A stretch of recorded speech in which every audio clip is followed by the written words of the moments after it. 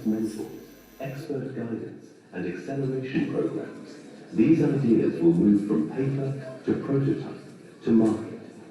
Imagine every street in every town buzzing with young entrepreneurs.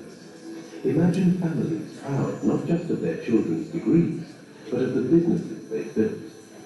Imagine Andhra Pradesh as a place where a fisherman's son can build a marine tech startup, where a farmer's daughter can launch a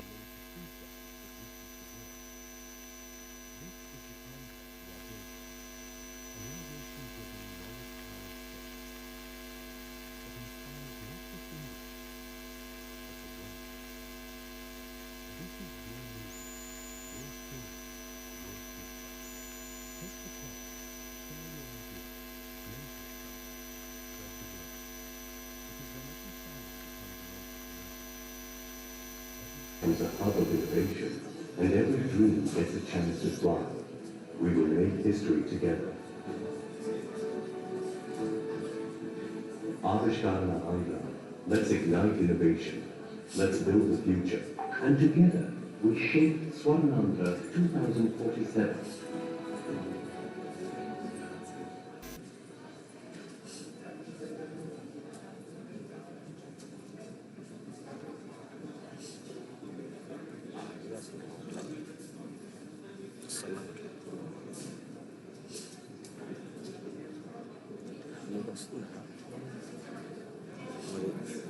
మరి రావాలి అందుకు first check చేసుకోవాలి. ఆడియోగా తెచ్చేసింటే mic అక్కడ పెట్టేవాళ్ళు. మరి ఒకసారి చూసుకొని ఇక్కడ ఆడియో పెట్టే కొద్దిగా అక్కడ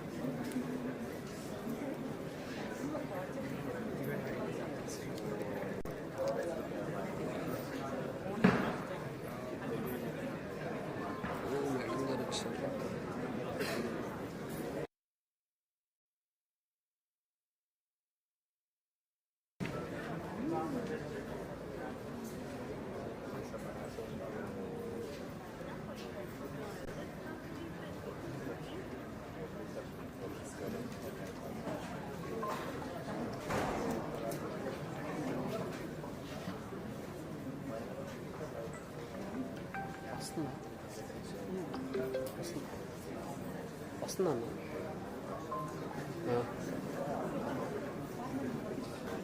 ఆ ఓకే ఓకే సరే సరే అండి.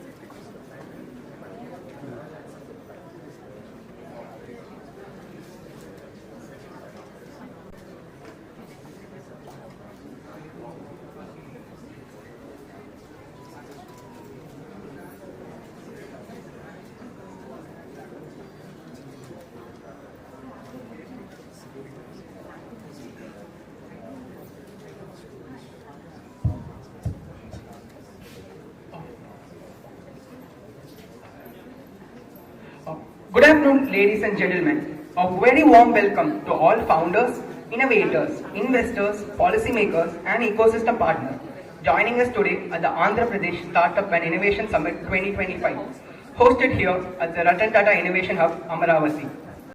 Today's event is powered by SIDBI, a principal financial institution that has been instrumental in powering India's startup and MSME growth for decades, and India Partners, one of India's most respected early stage investors, investing in market creating business models and driven entrepreneurs to build lasting companies. Today we have with us some of the most dynamic voices from the startup ecosystem, and we are delighted to have all of you here to be a part of this collective effort. Okay Ratan Tata once said, if you want to walk fast, walk alone. If you want to walk fast, walk together. We at RTIH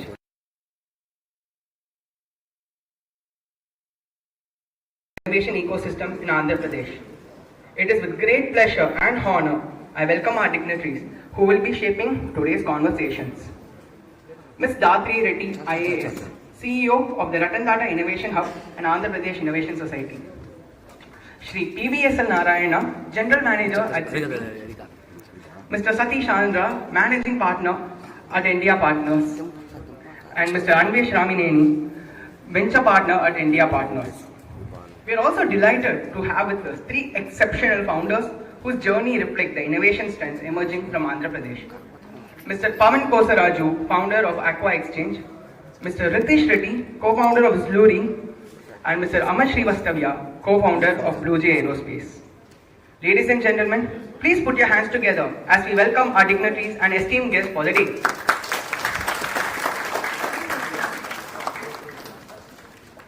To formally open the summit, I am pleased to invite on stage the CEO of RTIH and APIS, who is leading the innovation from the front, Ms. Dhatri Reddy, IAS, to deliver the opening address.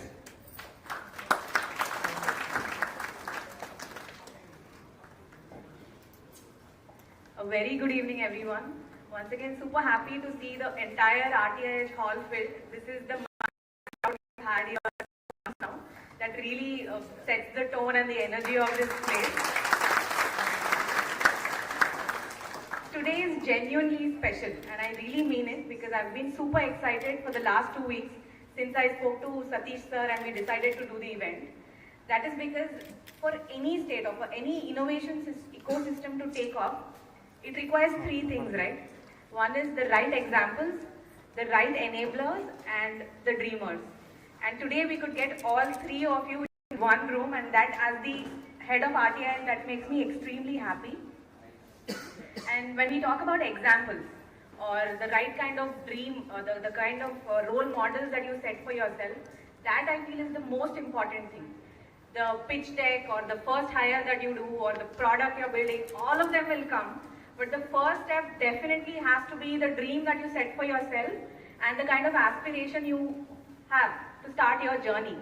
And for your entrepreneurial journey, to have founders from Blue Jays, Zluri, Aqua Exchange, all coming down to RTI Amravati to interact with you, such a close interaction, and where you see how their journey has been shaped, and that would really inspire you to set the right kind of goals for yourself. And then we have, for any investor, for any entrepreneur journey, I think investors and capital is the real confidence builder. And I'm extremely grateful that today we have the SIDBI leadership and one of the most respected investors, India Partners, taking part in person here. And that really shows that the Andhra Pradesh innovation ecosystem is now ready to take off. It is thriving and a lot is happening. And their confidence in us is a confidence multiplier for all the founders sitting here.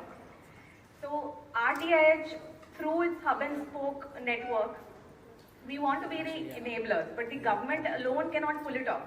So we will continue to bring together academia, industry, investors, all of the other partners. We will create the ecosystem, we'll create the playground for you. We will continue to host such summits, investor meets, panel discussions and everything. But ultimately it boils down to the enthusiasm and the interest of the founder. So my request to all of the young founders that are attending today, please make the best out of this afternoon. Try and listen attentively, just interact very proactively and stay connected beyond the event. So after there are a couple of interactions and very interesting sessions that are planned. And after that also, I urge all of you to proactively reach out to the extremely successful role models that we brought down here for you. And try and stay connected beyond today. You have to build a lifelong mentorship kind of a connect with all the amazing people that you meet in your journey. And please make that the point of today, this afternoon. Once again, thank you so much. Let us begin the amazing afternoon that we have planned. Thank you.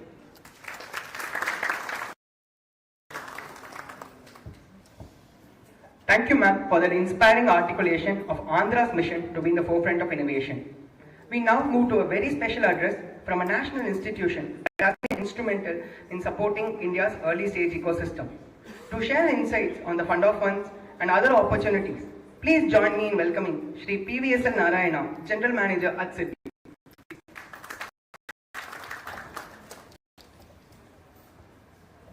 Hi, good afternoon. And first of all, thank you to RTIH and India Madam and Satish Garu for make it happen, and such a beautiful audience, such a good audience. I never seen so many startups in at least Andhra. This is the first time I am seeing this.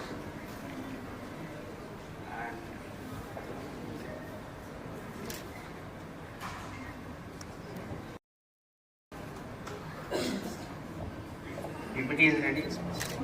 Okay.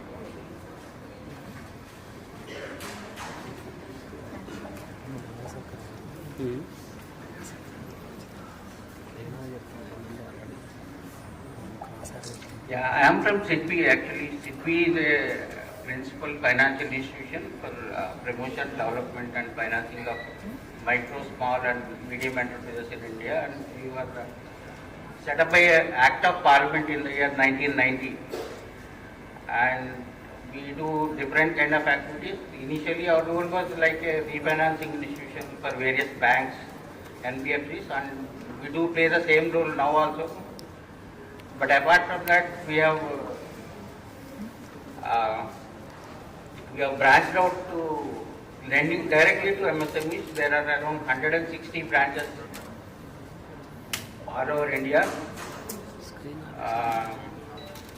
Spread across India, we are in Andhra, we have around 5 branches in Andhra. At Vijayawada, Tirupati, Nellore, Rajahmundry and Kakinada and Vizag, around 6 branches. We lend directly to small and medium enterprises. And we also do a lot of venture capital ecosystem development activities right from since our inception in 1990. Initially in 1995, we started contributing to the purpose of various asset management companies set up by state level corporations. Yeah, you can move to the next slide. Oh, thank you.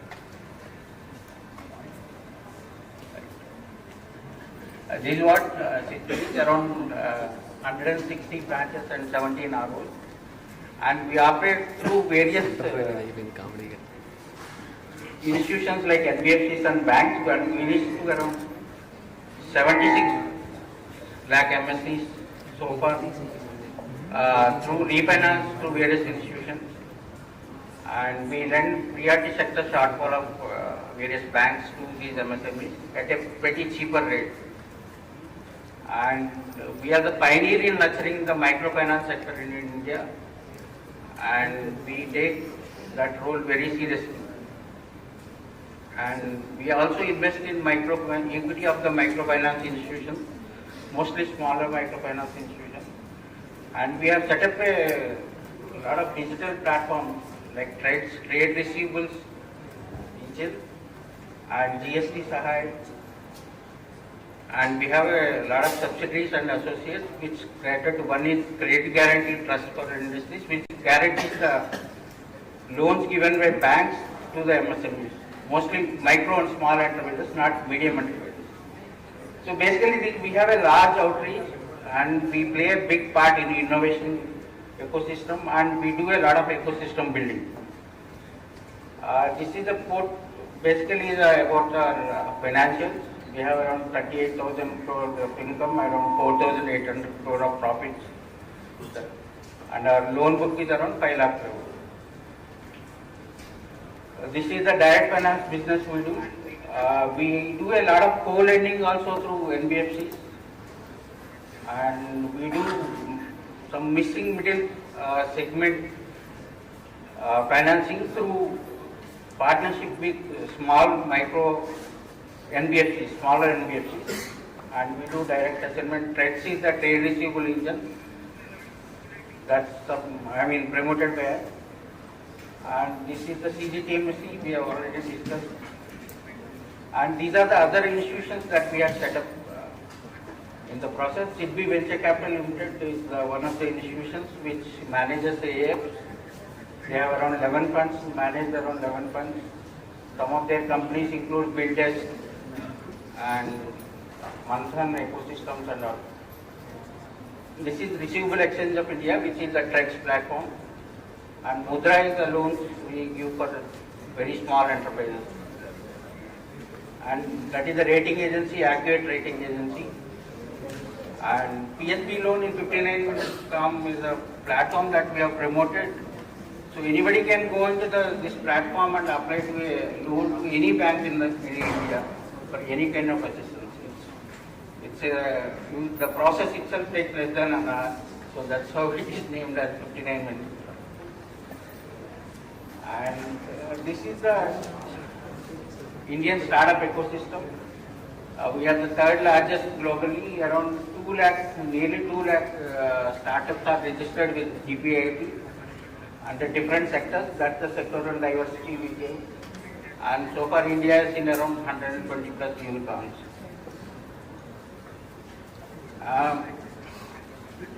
The geographical spread of the startups that have been registered with GPIT, around more than 51% is in Tier 1, Tier 2. But what we have seen is the majority funding goes to Bangalore, NCC and Bombay. And other things, very minimal actually. The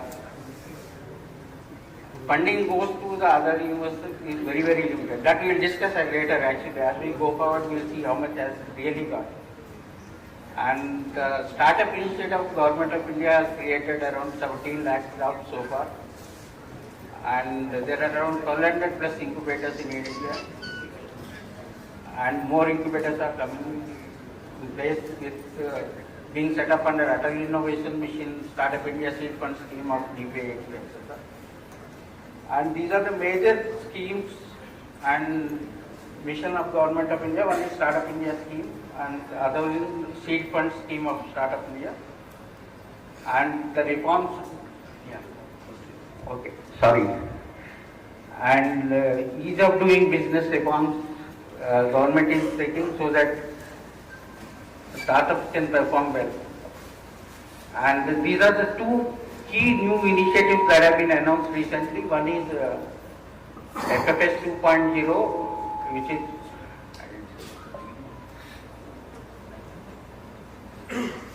FFS 2.0 and of around 10,000 crore. The existing fund is around 10,000 crore. This is the next fund that they are announcing. And they have already announced the research and development and innovation fund of around 1 lakh crore with Department of Science and Technology as the nodal agency. So that's being rolled out as of now. And the startups in India so far raised around 150 million in funding over the last decade. That is since the launch of first FFS 2.1.0.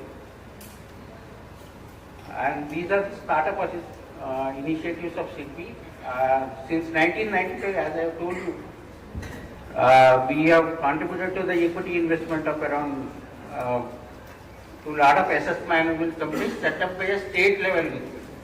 Like for instance, we have set up a Hive fund in Andhra, that's the combined Andhra Pradesh with APITC as the arm. And similarly, we have set up in Karnataka, which is called Kitwen, and Rajasthan, Gujarat, and Maharashtra. Maharashtra, it's called Sikkim.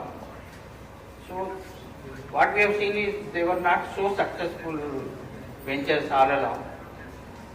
They have nearly not taken up except Karnataka and Rajasthan and Gujarat. Rajasthan somewhat, Gujarat, Karnataka and Gujarat have performed little better than rest of the states. The rest of the states have absolutely not performed. So then we started, we have set up our own venture capital arm in 1997, which is called Sidvi Venture Capital Arm, which is Sidvi Venture Capital Limited. Then we had set up our own, the first incubator with IIT Kanpur, that's called Sidvi Innovation and Incubation Center in the year 2000. And later government has announced that we will contribute to the funds from our own funds. So they have announced 2 MSME Risk Capital Fund, India Aspiration Fund, and almost all the activities we are doing from our balance sheet. There was nothing coming from the government actually. The risk, everything was on us. So in 2016, the first time government has announced from the budget, that is Fund of Fund for Startups 1.0 of around 10,000 crores. That's where things have turned better. So this is the FFS 1.0 performance. The corpus is around 10,000 crores, and we have committed to around 160 AFs of around 12,293 crores. How we have contributed to more than 10,000 crores is basically the return we have got, we have reinvested. So almost 1/3 of the corpus that we have invested, around 6,500 crores was so far disbursed, and we have already got around 2,000 crore or plus as a return on the fund. So 6,500 crore was the disbursed, and investment will actually one of the conditions of the FFS is whatever money it contributes to the AIFs, alternative investment fund, two times the money should go to the startup. But the actual performance is around 3.82x. That is, the investment into startup is around 3.82x. And so far the gross IRR trend is around 20% approximately. But the proof of pudding is in eating, that once we get the DPA we will know better. And that's what around, we have supported around 195 women-led and co-led startups of around 3,600 crore, around 245 deep tech startups, around 4,397 crore. So this is what I was talking about. Tier 2, Tier 3, hardly anything. There were 196 startups. In all, we have supported around 34 startups in the overall out of FFS. Only 196 is from Tier 2, Tier 3 cities, which is very, very poor ratio. Of course, the amount wise is bigger, but that's because of a different reason, but generally the numbers are very, very poor. And around 12% of AFs are women-led, and we have anchored around 82 alternative investment funds, and we support a lot of first-time fund managers, and around 56 AFs are the first-time fund managers we have assisted. And out of whatever we have assisted, around 22 unicorns have come out. And the 10,000 crores, that what we have contributed as mobilized capital of around, private capital of around 90,000 crores. 9 times the capital has been mobilized capital. These are the other things what we do. We also give venture debt. I think Mr. Pawan can tell you better his experience with regard to our venture debt. We give venture debt to startups, typically around 1 to 2 crore to around 30 crore kind of money. And we have around 4 startup branches. no surprise, it will be in Chennai, Mumbai, Delhi and Bangalore. And we also do a lot of seed funding through incubators, and we give patient capital to deep tech startups. We manage, apart from 10,000 crore fund of funds for startups of Government of India, we also manage 1,000 crore fund of UP, Uttar Pradesh government, and around 100 crore fund of Odisha government. And we have already signed a MOU with Maharashtra, and we are soon going to sign an MOU with Telangana for managing their fund of funds. And those two funds are coming now. I think it will give a better boost to, and availability of capital will be much better now with FFS2 and RDI funds being launched. And see, this is one of the events, we do events across India, mostly in Tier 2, Tier 3 cities, so that to encourage people to come and set up startups, to encourage entrepreneurship in India. So this is one of the programs what we do for that. This is what we do in seed funding. We support startups by way of investment of around 1 to 1.5 crore kind of capital, basically to bridge the gap of value of debt for the startups. This we have now set up a side. Sometimes we invest along with the incubator. We request incubator to invest around 10% of the corpus of whatever the investment. Suppose 100 rupees is being invested into the startup, around 10 rupees will go from the incubator, 90 rupees go from the city. We have set up a separate corpus for defense startups, which are mostly IDEX. IDEX is a innovation in defense excellence. It's a program run by Defense Ministry of Government of India, where they run different challenges, and the challenges winners, we help them by giving equity. They need not be incubated anywhere, but they will be supported through incubators to bridge the gap in the equity. So these are the incubators that we have tied up. I think mostly in all big incubators and tech incubators in India, like IIT Kanpur, Bombay, Chennai, IAS Bangalore, including T-Hub, IIM Lucknow, IIM Ahmedabad, with Pilani. And this is the venture that we do. It's mostly non-dilutive in nature. And basically we evaluate the startup based on the current runway available and what kind of cash runway is available and what kind of cash burn is there. We try to bridge the gap in the cash burn and cash available. It's totally collateral free. There is no collateral required. And commercial are quite benign. I mean, as compared to if you go to AF like Altiria, any of the AF, venture debt AF, our rates are much cheaper and very commercially friendly, and cost of borrowing was less. Absolutely no dilution in the equity, because you don't take any equity. So it can be used for any kind of purposes, capex or working capital kind of. So far we have done around 900 crore of sanction under the scheme, around 426 crore current outstanding. I think that's it from me. If you have any questions, I can take it.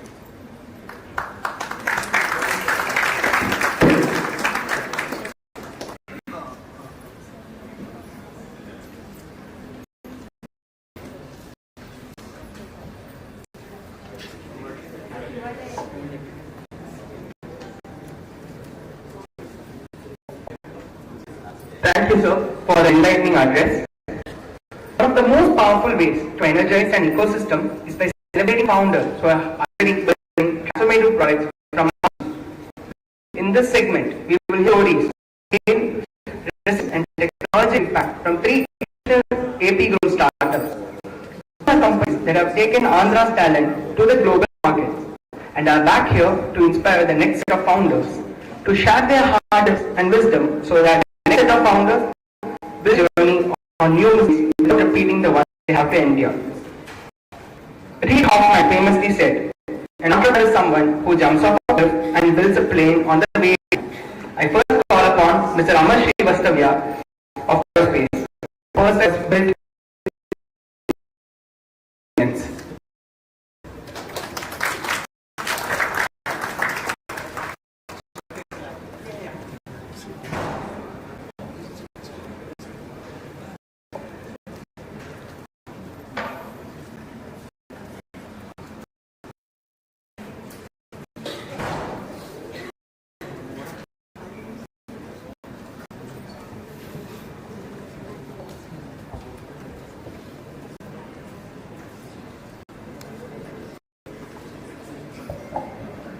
Hello everyone, great to see full house here, and sorry that I wasn't expecting mine to be the first one, so there is small delay in getting the presentation ready. Before that, myself, Amar from Blue Jay Aerospace. I'm one of the founders of Blue Jay, and what we do at Blue Jay is we are trying to build aircrafts which don't need runways or don't need heavy infrastructure and can make your transportation much faster. Cool. So basically about Blue Jay, we are India's first eVTOL prototype demonstration flight was done by Blue Jay earlier this year, and we are building modular and scalable vertical takeoff and landing aircrafts. And we are again a vertically integrated company. What I mean by that is we actually build a lot of these core technologies in-house. That creates a lot of IP for us for long-term sustainability for the company as well. And we are backed by prominent deep tech investors in the country, one of them being India Partners.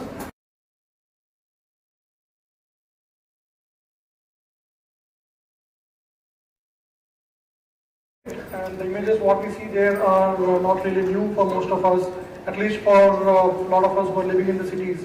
So today the average time that people take in cities for their commute is about 2 hours a day. And that's wasting your precious 2 hours a day. Globally, just see how many billions of hours are wasted. And similarly, if you look at regional transportation, so best example is today for me, I come from Hyderabad, and I was looking at coming on a flight. But if I had to take a flight from there, the actual flight time from Hyderabad to Vijayawada is about 40-45 minutes, but the total trip duration could have been about 4 to 5 hours for me. So I have taken road, I've drove, right?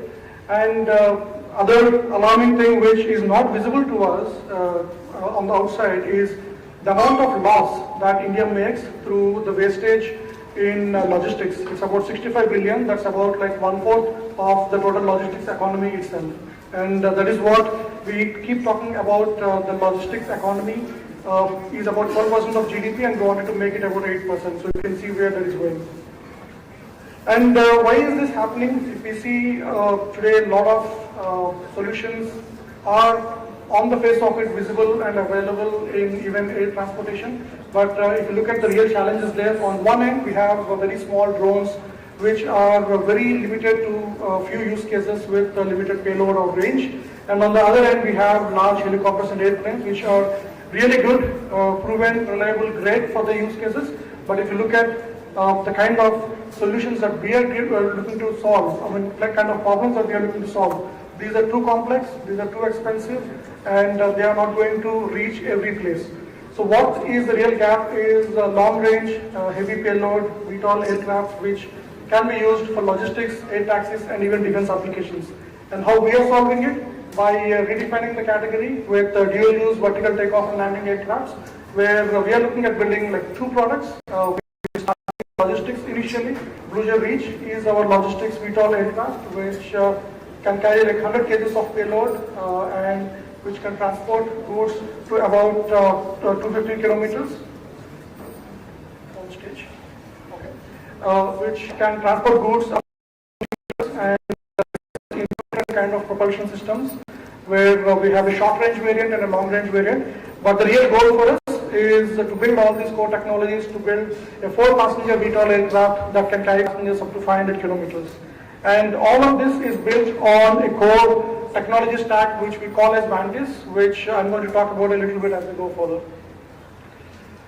So why are we talking about technology as so critical here? So while we see all these solutions, one of the way that we can solve is just like how we have been doing for decades. We can get these technologies from elsewhere and we can just use them here, and we'll end up using technologies that are built at like some other part in the world, and we're always behind the technologies that are built there, and we're always dependent on them. But we wanted to change this. So we wanted to take the long-term view. We wanted to build a lot of these core technologies, because what we are building here is not something that has that even the world has seen a lot, and we wanted to be one of the major players in the world, and that can happen only if we have ownership of most of these core technologies, where we can scale these technologies and we can scale these products to different use cases. And that is why we put a lot of this effort and took a long-term view of building Vantis, which is a platform that is built of 5 major building blocks, which contains like airframe, propulsion systems, flight autonomy, and fuel cell systems. And we're also in the process of filing some of the patents on this. So if we look at the progress that we made, like I said, the logistics aircraft we have already built and flown a full-scale prototype. As far as we know, we are the only company in India to fly this size of an eVTOL aircraft publicly. And we're also doing subscale platform tests. These are under real-world tests we're doing with defense and other PSUs. And then hydrogen propulsion system. I was talking about alternative propulsion system for long range, and this is going to be key for opening the applications for real long range use cases, and this is under development at Blue Jay as well. Overall, we have done like thousands of hours of design, hundreds of hours of testing so far. And the leadership team behind it, I again come from like 17 years of experience in the aerospace industry. And Uttam, my co-founder, he also comes from similar experience. Between us, we worked at most of the major aerospace companies globally, be it Boeing, Airbus, Collins Aerospace, GE, and then we have Pranay, who also heads of product and engineering, comes with a lot of expertise in terms of electric propulsion systems. But this is not enough. We also need a great team behind it, and also we need a lot of talent from various other organizations and various other states. Like we have people coming from at least 10 states working at Blue Jay today. And also we have India's top scientists from NAL, ISRO, and IITs working as advisors for us. So these are some of the recognitions in the journey so far. We're also recognized by AP government earlier this year, or I think last year, when we displayed our prototype at the Drone Summit in Amaravati. So all of this is again possible only with all your extended team. This is our extended team that has been behind us so far and what we have built so far. And that maybe I'd just like to play a video of our prototype flight. So as you can see, this is the first live demonstration of an eVTOL flight from India as we know, and we did this at the Bharat Mobility event. And what we really wanted to say to this, and by showing this video to all of you here, is not really to tell about Blue Jay, but it's really about India has been thought of as by most of the countries as someone who is still very behind in terms of the design.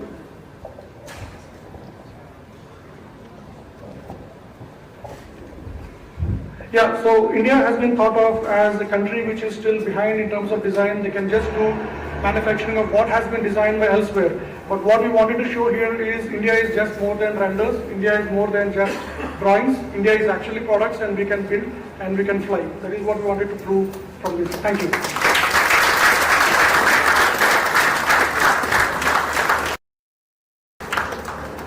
Thank you, sir, for that inspiring tale.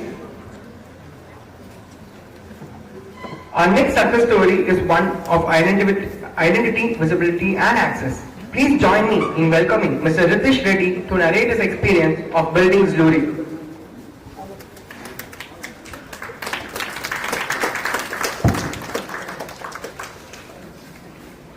Hello everyone, phenomenal to see pretty large crowd here. So I was preparing for the presentation and I asked the team, hey, what should I be focusing on? And I've been told, hey, there are a lot of early stage entrepreneurs, make sure the presentation is inspiring to the folks. And I was sitting here, I came in a little early, I was sitting here 1 hour before, and I was speaking with few folks. I met a guy. He said he's building a automation for contact centers, building out of Ravalapalam, and he has like 5 customers in the US and few more in Australia. I was like, it's not me inspiring. I'm getting inspired by a lot of people out here. So phenomenal crowd. So there's a lot for you to take away from each other beyond what you see on the presentations. So with that, I'll get started. Right. So I'll not take much time here. So we are Zluri. We have been building Zluri for the last 5 years. We are an identity governance administration platform. I know it's a mouthful. So just to simplify things for you, what we do is we make sure right people in organizations get right access to right resources. So when employees are accessing certain systems, they have right set of permissions, right set of privileges, so that data that they are not supposed to access, they're not accessing it. So that's what we do. We have been building this for the last 5 years. We are a market leader, globally recognized by Gartner, Forrester and GigaOm, one of the fastest players from India to be recognized by these industry leading analysts. We work with over 250 customers globally, global brands like Uber, Grab in Southeast Asia, On Running in Europe, Just Eat Takeaway. So all of these are our customers that we work with. That's what we do. Now going to the next part of it.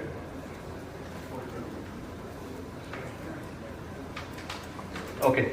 Right, so just a little bit of background about me. So born and brought up in Anantapur. So I did my college very close by Gautam Gudavalli. So that's where I did my college from.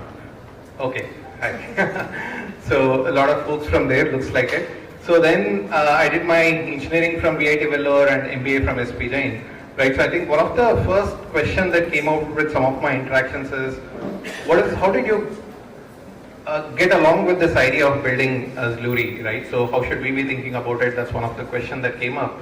So I was thinking about it and reflecting on how Zluri started. So a lot of times it's not about you want to become a founder, but for me it has always been, hey, what is that problem that I'm seeing around me and what is that I can solve, right? So I've always been passionate about solving the problem, which eventually translated to me founding something. And this is not the first thing that I started and I've been running it successfully. This is like third or fourth attempt. First few attempts have been disaster, failure to moderate success before we started building Zluri.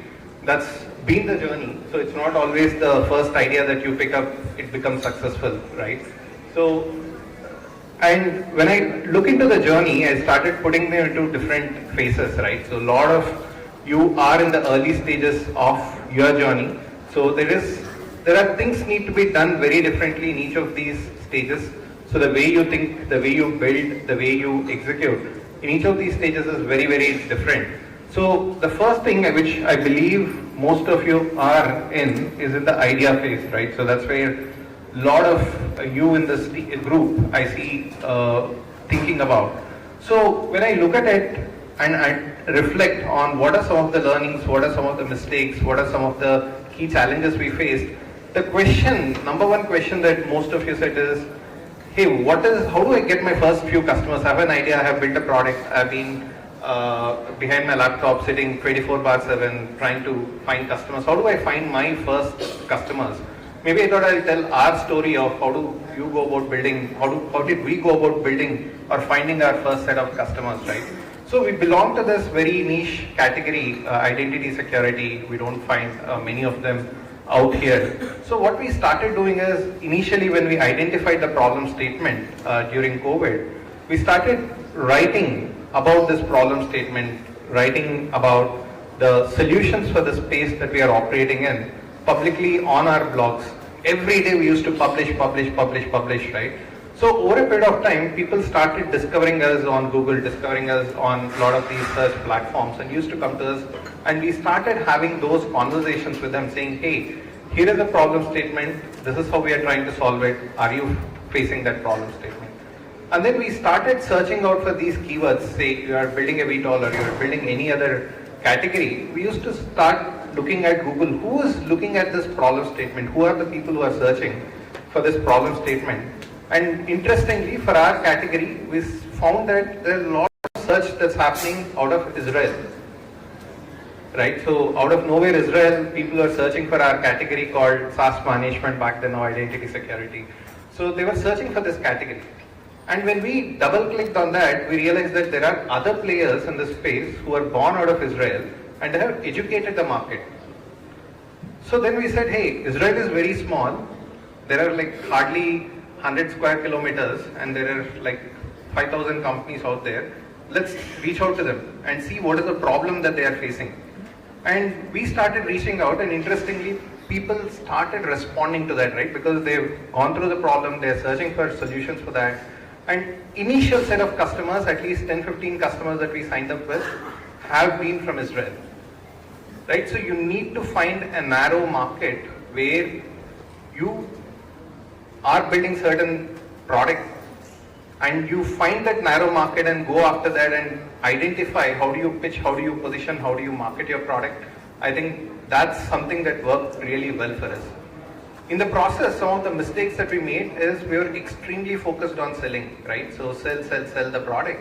But is the product delivering enough value for them to continue to pay you on an ongoing basis, right? That's super important.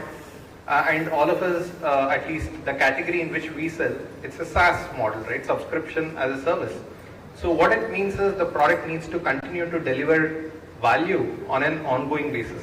Is your product delivering value on an ongoing basis, or is it a one-time painkiller that you are delivering to customer? You have to be very clear. So ensure that you're not just focused on selling, but also servicing the customer and making sure they're not just deriving value, but the value needs to compound over a period of time, right? So ensure that the problem statement that you're solving, the solution that you are providing, continues to deliver that value over a period of time, and don't leave them after selling it. So that's how you build a very solid foundation for your customer base that you can scale upon. Otherwise, you will find initial customers, they will leave you, and again you are on the treadmill of finding newer customers, right? So that has been one of the learning that we had when we were in the initial idea stage of building that initial traction. But what really helped us to keep going, right? I'm sure some of you have been at it for 3 months, some of you have been 6 months, 12 months, 24 months. We have different point of time where we'll find that inflection point.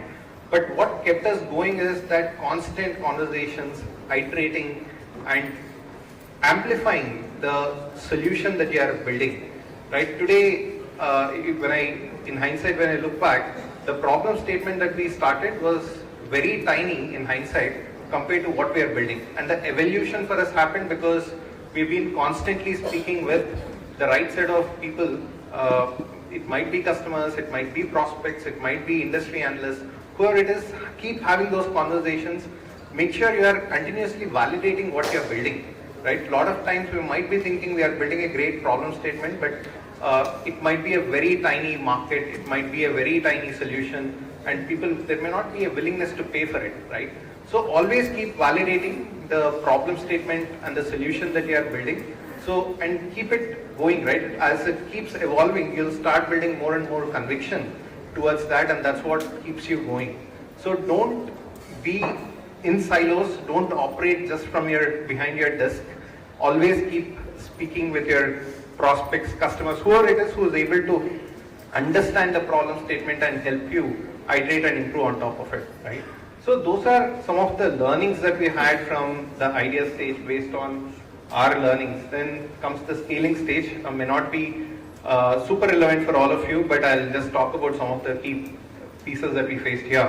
One is hiring, right? As you scale from say 0 to 1 million and then beyond that.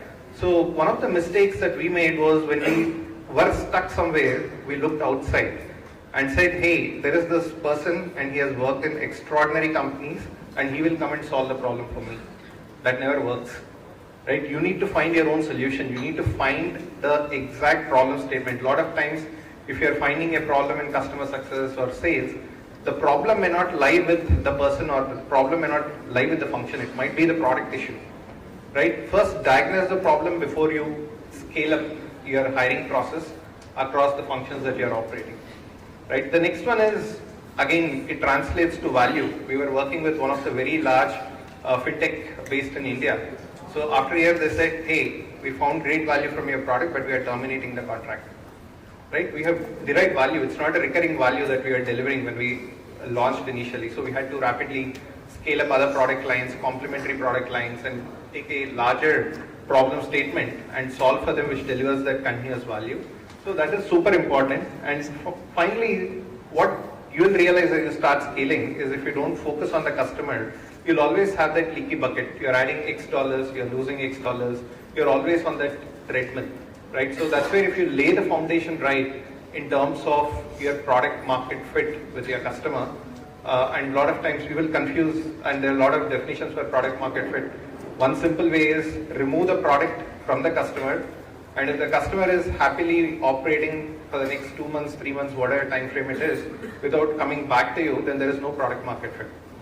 So they should be suffering when you pull out that product. The intensity of suffering determines how strong you have as a product market fit, how closely the customer associates your product with the problem that they are facing. Right? So that's super important. So be in that territory rather than being in a territory where the customer is okay to not have your product and continue their operations. Right? So those are some of the learnings that we have seen in the scaling phase. Probably I'll skip the last one, which may not be too relevant out here. So, but essentially in summary, right? So every stage of your journey is an orbit shift. What you're doing today on day one of your journey doesn't work after you get to say $500,000 or 1 million sort of a revenue. So you need to rewire yourself as a founder.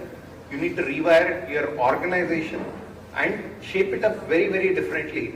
So that's why that evolution is super important for you to be successful.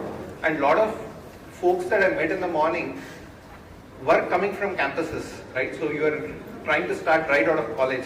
What it means is the mindset that you need to evolve to is very, very different. You need to think of an owner not within that ecosystem of a campus, which is very tiny, but you are solving for the world, right? So you need to evolve as a founder. Your organization need to evolve from a maturity perspective, and you need to shift the orbit continuously as you scale from 0 to 1, 1 to 5, 5 to 10, right? So with that, I'll end my presentation. So happy to take up any questions towards the end. Thank you.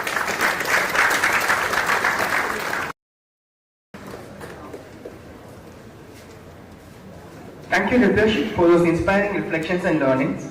Lastly, I invite a founder who has made impact at grassroots, a civil engineer who is building affordable full-stack solutions with Aqua Exchange. It is with great pleasure and pride as a fellow civil engineer, I invite Mr. Pavan Kosaraju to address the gathering. Hello everyone, good afternoon. Yeah, thank you. I'm Pavan, I'm the founder CEO for Aqua Exchange. First of all, I'd like to thank RTH, Dati ma'am. Thank you so much for giving the opportunity to all of us. It's a pleasure to see so many folks here. I keep passing by this road many times. I was always wondering what's inside this building. Today I got the opportunity. Thank you so much for that. Thanks to Narayana here from Sydney for helping out so many startups. I'm one of the, me and my company here, we're one of the kind of, let's say, beneficiaries of that. It's been such an extremely, a simplified and happy experience. Thank you so much, sir. And I can't say much about the India support that we got. Thank you so much. We're always dedicated to that. So before I start, maybe if I can quickly ask because your colleague here mentioned that we are here to share our stories. So I think the story should always be in the mother tongue. How many of you are Telugu speaking folks? Is it okay if I mix Telugu, ma'am? Here? With your permission, is it okay? Wonderful. So, story cheppannaru kada ikkada vachinappudu story cheppannaru. Story simple, very simple. ఇక్కడ నుంచి ఒక 50 కిలోమీటర్లు మీరు south వెళ్తే పమిడిపాడు అనే పల్లెటూరు ఉంది. ఆ పల్లెటూరులో గవర్నమెంట్ స్కూల్లో చదువుకున్నాను, రైట్? ఆ తర్వాత అక్కడ స్కూల్స్లో చదువుకున్నాము, తర్వాత ఉద్యోగానికి బయటకు వెళ్ళాము. మళ్ళీ ఇక్కడ నుంచి ఒక 50 కిలోమీటర్స్ నార్త్ వెళ్తే హనుమాన్ జంక్షన్ దగ్గరలో వేరవల్లి అనే ఊర్లో ఈ ఆక్వా ఎక్స్చేంజ్ కంపెనీ ఉంది. Very very short, that's the story. ఈ గవర్నమెంట్ స్కూల్ నుంచి ఆక్వా ఎక్స్చేంజ్ దాకా, రైట్? ఈ మధ్యలో ఏమైంది and what we're doing here exactly అని చూడాలి అంటే, as again your colleague mention, civil engineering చదువుకున్నాను నేను, రైట్? కానీ అదొక డిగ్రీ లాగా చేస్తాను. తర్వాత like anybody else I also went into the IT field. I use to work with SAP labs, right? Then ఆ కనెక్షన్ తో somehow I landed in Germany, I did an MBA in Germany. అక్కడ కొన్నాడు financial consultant గా work చేశాను. Then actually around 12 years back ఒక bug అనమాట, చిన్నది మనకి మన చిన్న నలిలా కొడుతూ ఉంటుంది చూడండి, అట్లా అనమాట. ఏదో చేసి ఇండియాకి వచ్చేద్దామని చెప్పి అలా came back to India, settled in Visakhapatnam. అప్పటి నుంచి then work for a while. And contrary to regular startup assumptions, మన స్టార్ట్అప్ అనగానే 20 years వాళ్ళు 25 years వాళ్ళు స్టార్ట్ చేస్తారనుకుంటారు. After getting married at around I think 38 years, 36, 37, I don't even remember now. I think 38 years అప్పుడు startup start చేయాలనిపించింది. ఎందుకు అంటే let's kind of solve some problems, right, genuine ground level problems అని చెప్పి. ఆ story అక్కడ మొదలుపెట్టినప్పుడు certain parameters. Shrimp, we work with shrimp a lot. Actually రొయ్యల చెరువులు రైతులతో పనిచేస్తామండి మేము ఇప్పుడు, రైట్. కానీ ఫస్ట్ నుంచి మీకు రొయ్యలంటే ఇష్టమా, రొయ్యలంటే ప్రాణం అంటే కానే కాదు, రైట్. నేను స్టార్ట్అప్ పెట్టాలి అనుకున్నప్పుడు నాకున్న క్రైటీరియా ఒకటి, నేను వైజాగ్ ఆంధ్రప్రదేశ్లోనే ఉండాలి, ఇక్కడే కంపెనీ పెట్టుకోవాలి అనుకున్నప్పుడు ఆంధ్రప్రదేశ్లో ఉన్న టాప్ సెక్టర్స్ ఏంటి, what are the sectors which Andhra Pradesh is contributing అని చూసినప్పుడు aquaculture was the top of it, right. Then అప్పుడు దాంట్లో దిగి ఆలోచన మొదలుపెట్టాం. అప్పటిదాకా అసలు నాకు రొయ్యలు అనేవి చెరువులో పండిస్తారని కూడా తెలియదు, దానికి ఎన్ని కాళ్ళు ఉంటాయి కూడా తెలియదు, రైట్. అప్పుడు మొదలుపెట్టి, కానీ అప్పటి నుంచి ఒక 2 years మాత్రం కంటిన్యూస్ గా ఎట్ ద గ్రౌండ్ లెవెల్. ఇప్పుడు కింద ఒక కారు ఉంది, దానికి నేను చైతన్య రథం అని పేరు పెట్టుకున్నాను. అప్పుడు నేను దాంట్లో అన్ని పడేసుకొని దాంట్లోనే జీవించేసాం. 2 years బతికేసాను దాంట్లో, right. Going to farmers, being with them, continuous గా వాడుతూనే ఉండేవాడు, right. Use to ask them continuously ఏం చేస్తారు, ఎలా చేస్తారు, చిన్న పాయింట్స్ కూడా. చాలా సార్లు మనకు క్వశ్చన్స్ అడగడానికి ఇబ్బంది పడతాం కదా, నాకు క్వశ్చన్స్ లోనే ఆన్సర్లు వస్తున్నాయి మనకి, right. That's how our story started. If have to take you through right now.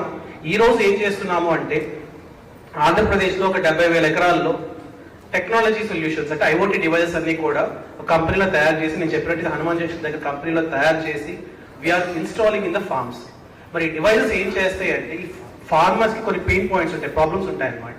దాంట్లో ఏరేటర్స్ నడుస్తూ ఉంటాయి, they bring oxygen in to the water. ఆ ఆక్సిజన్ నడిపించే ఏరేటర్ మెషిన్స్ ఏవైతే ఉంటాయో కంటిన్యూస్ గా రన్ అవ్వాలి, ఎస్పెషల్లీ రాత్రంతా రన్ అవ్వాలి. మీకు దగ్గర తెలిసిన వాళ్ళు ఎవరైనా రొయ్యల రైతులు ఉంటే అడగండి, వాళ్ళు చాలాసార్లు చెప్తారు.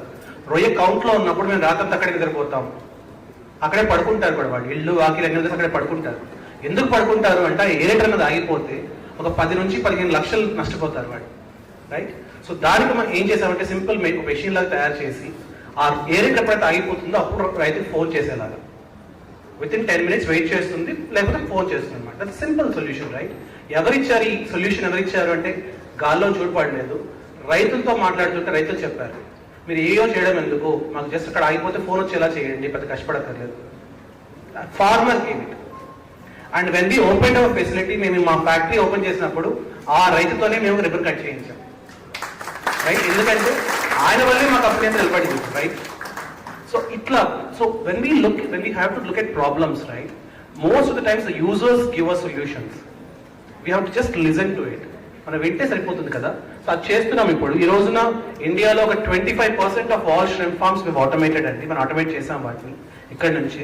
ఇండియానే కాకుండా ఇక్కడ మనం వీరవల్లిలో తయారు చేస్తుంది. వీరవల్లిలో by the way I invite all of you to visit our facility. Highway మీదే ఉంది, ఇక్కడ నుంచి ఎగ్జాక్ట్ 1 hour హైవే మీదే ఉంటుంది.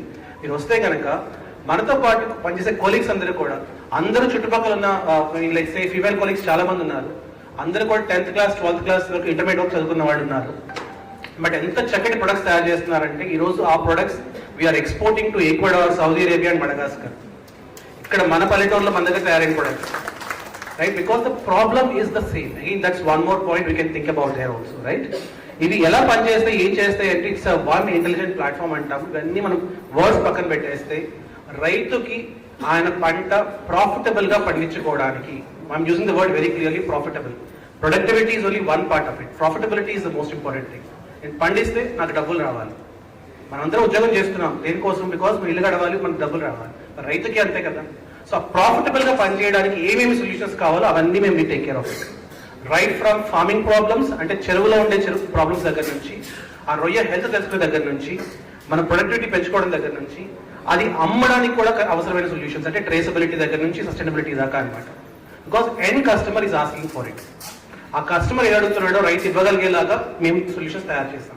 ఇక ఎలా చేయగలిగాము, లాస్ట్ 5 years నుంచి కంటిన్యూస్ గా being in touch with the farmers. First started with farmers, రైతులతో మాట్లాడడం మొదలు పెట్టాం. వాళ్ళ ప్రాబ్లమ్స్ చెప్పారు. నెక్స్ట్ ఫాలో ఆన్ వెళ్ళాము, ప్రాసెసింగ్ ప్లాంట్స్ అని, హ్యాచరీస్ అని. ఇంకా అంతా అయిపోయిన చివరికి ఎవరు అంటే ఈ మన దగ్గర పండే రొయ్యని కొనేవాళ్ళు ఎవరు. ఇక్కడ పండే రొయ్య యాక్చువల్లీ మనం ఎక్కువ ఇక్కడ తినమండి. 95% మనం పండించే రొయ్యలు ఏదైతే ఉన్నాయో ఆంధ్రప్రదేశ్లో, they all go to other countries, especially US. అందరూ వినే ఉంటారు టారిఫ్లు బాగా ఈ మధ్యలో అట్లీస్ట్ మంచి పబ్లిసిటీ కూడా వచ్చింది దీనికి, right? So that means end customer is in the US. సో వాళ్ళ దగ్గరికి వెళ్ళి వాళ్ళకి ఏం కావాలి, today Andhra Pradesh farmers shrimp has to be in demand, వాళ్ళకి ఏం కావాలో కనుక్కొని ఆ కావాల్సిన సొల్యూషన్ బిల్డ్ చేస్తాం. That's what we call intelligent platform, this entire thing. నా ప్రాబ్లమ్స్ వచ్చేసరికి there are multiple problems for the farmers at the ground level. పంట నాకు రిస్క్ లేకుండా ఉండాలి అంటే మల్టిపుల్ థింగ్స్ ఉన్నాయి. ఒకటి, ఇందాక చెప్పినట్టుగా ఆక్సిజన్ అనేది నడుస్తూ ఉండాలి. 2, వాటర్ పారామీటర్స్ క్లియర్గా ఉండాలి, ఎప్పుడు కూడా మన కంట్రోల్లో ఉండాలి. 3, యానిమల్ హెల్త్ క్లియర్ మన కంట్రోల్లో ఉండాలి. So what we have done is again we work with multiple partners on this. అందరి దగ్గరికి వెళ్ళి అందరినీ కనుక్కొని, ఫర్ ఎగ్జాంపుల్ హెల్త్ పారామీటర్స్ ఉన్నాయనుకోండి, అది చేయడానికి we built a monitoring solution. That's where we use a little bit of AI into that today, right? అంటే ఒక ష్రింప్ హెల్తీగా ఉందా లేదా చెప్పాలి అంటే ఏం చేయాలి అంటే, ఓకే ఎలా చేస్తారని ల్యాబ్స్కి వెళ్ళి అడిగాం. ల్యాబ్స్ వాళ్ళు చూపించారు, ఇదిగోండి మేము ఇక్కడ రొయ్యలోంచి ఒక చిన్న స్పెక్ హెప్టోపాంక్రియాస్ అని ఉంటుంది, దాన్ని తీసుకొని మైక్రోస్కోప్ కింద చూస్తాము.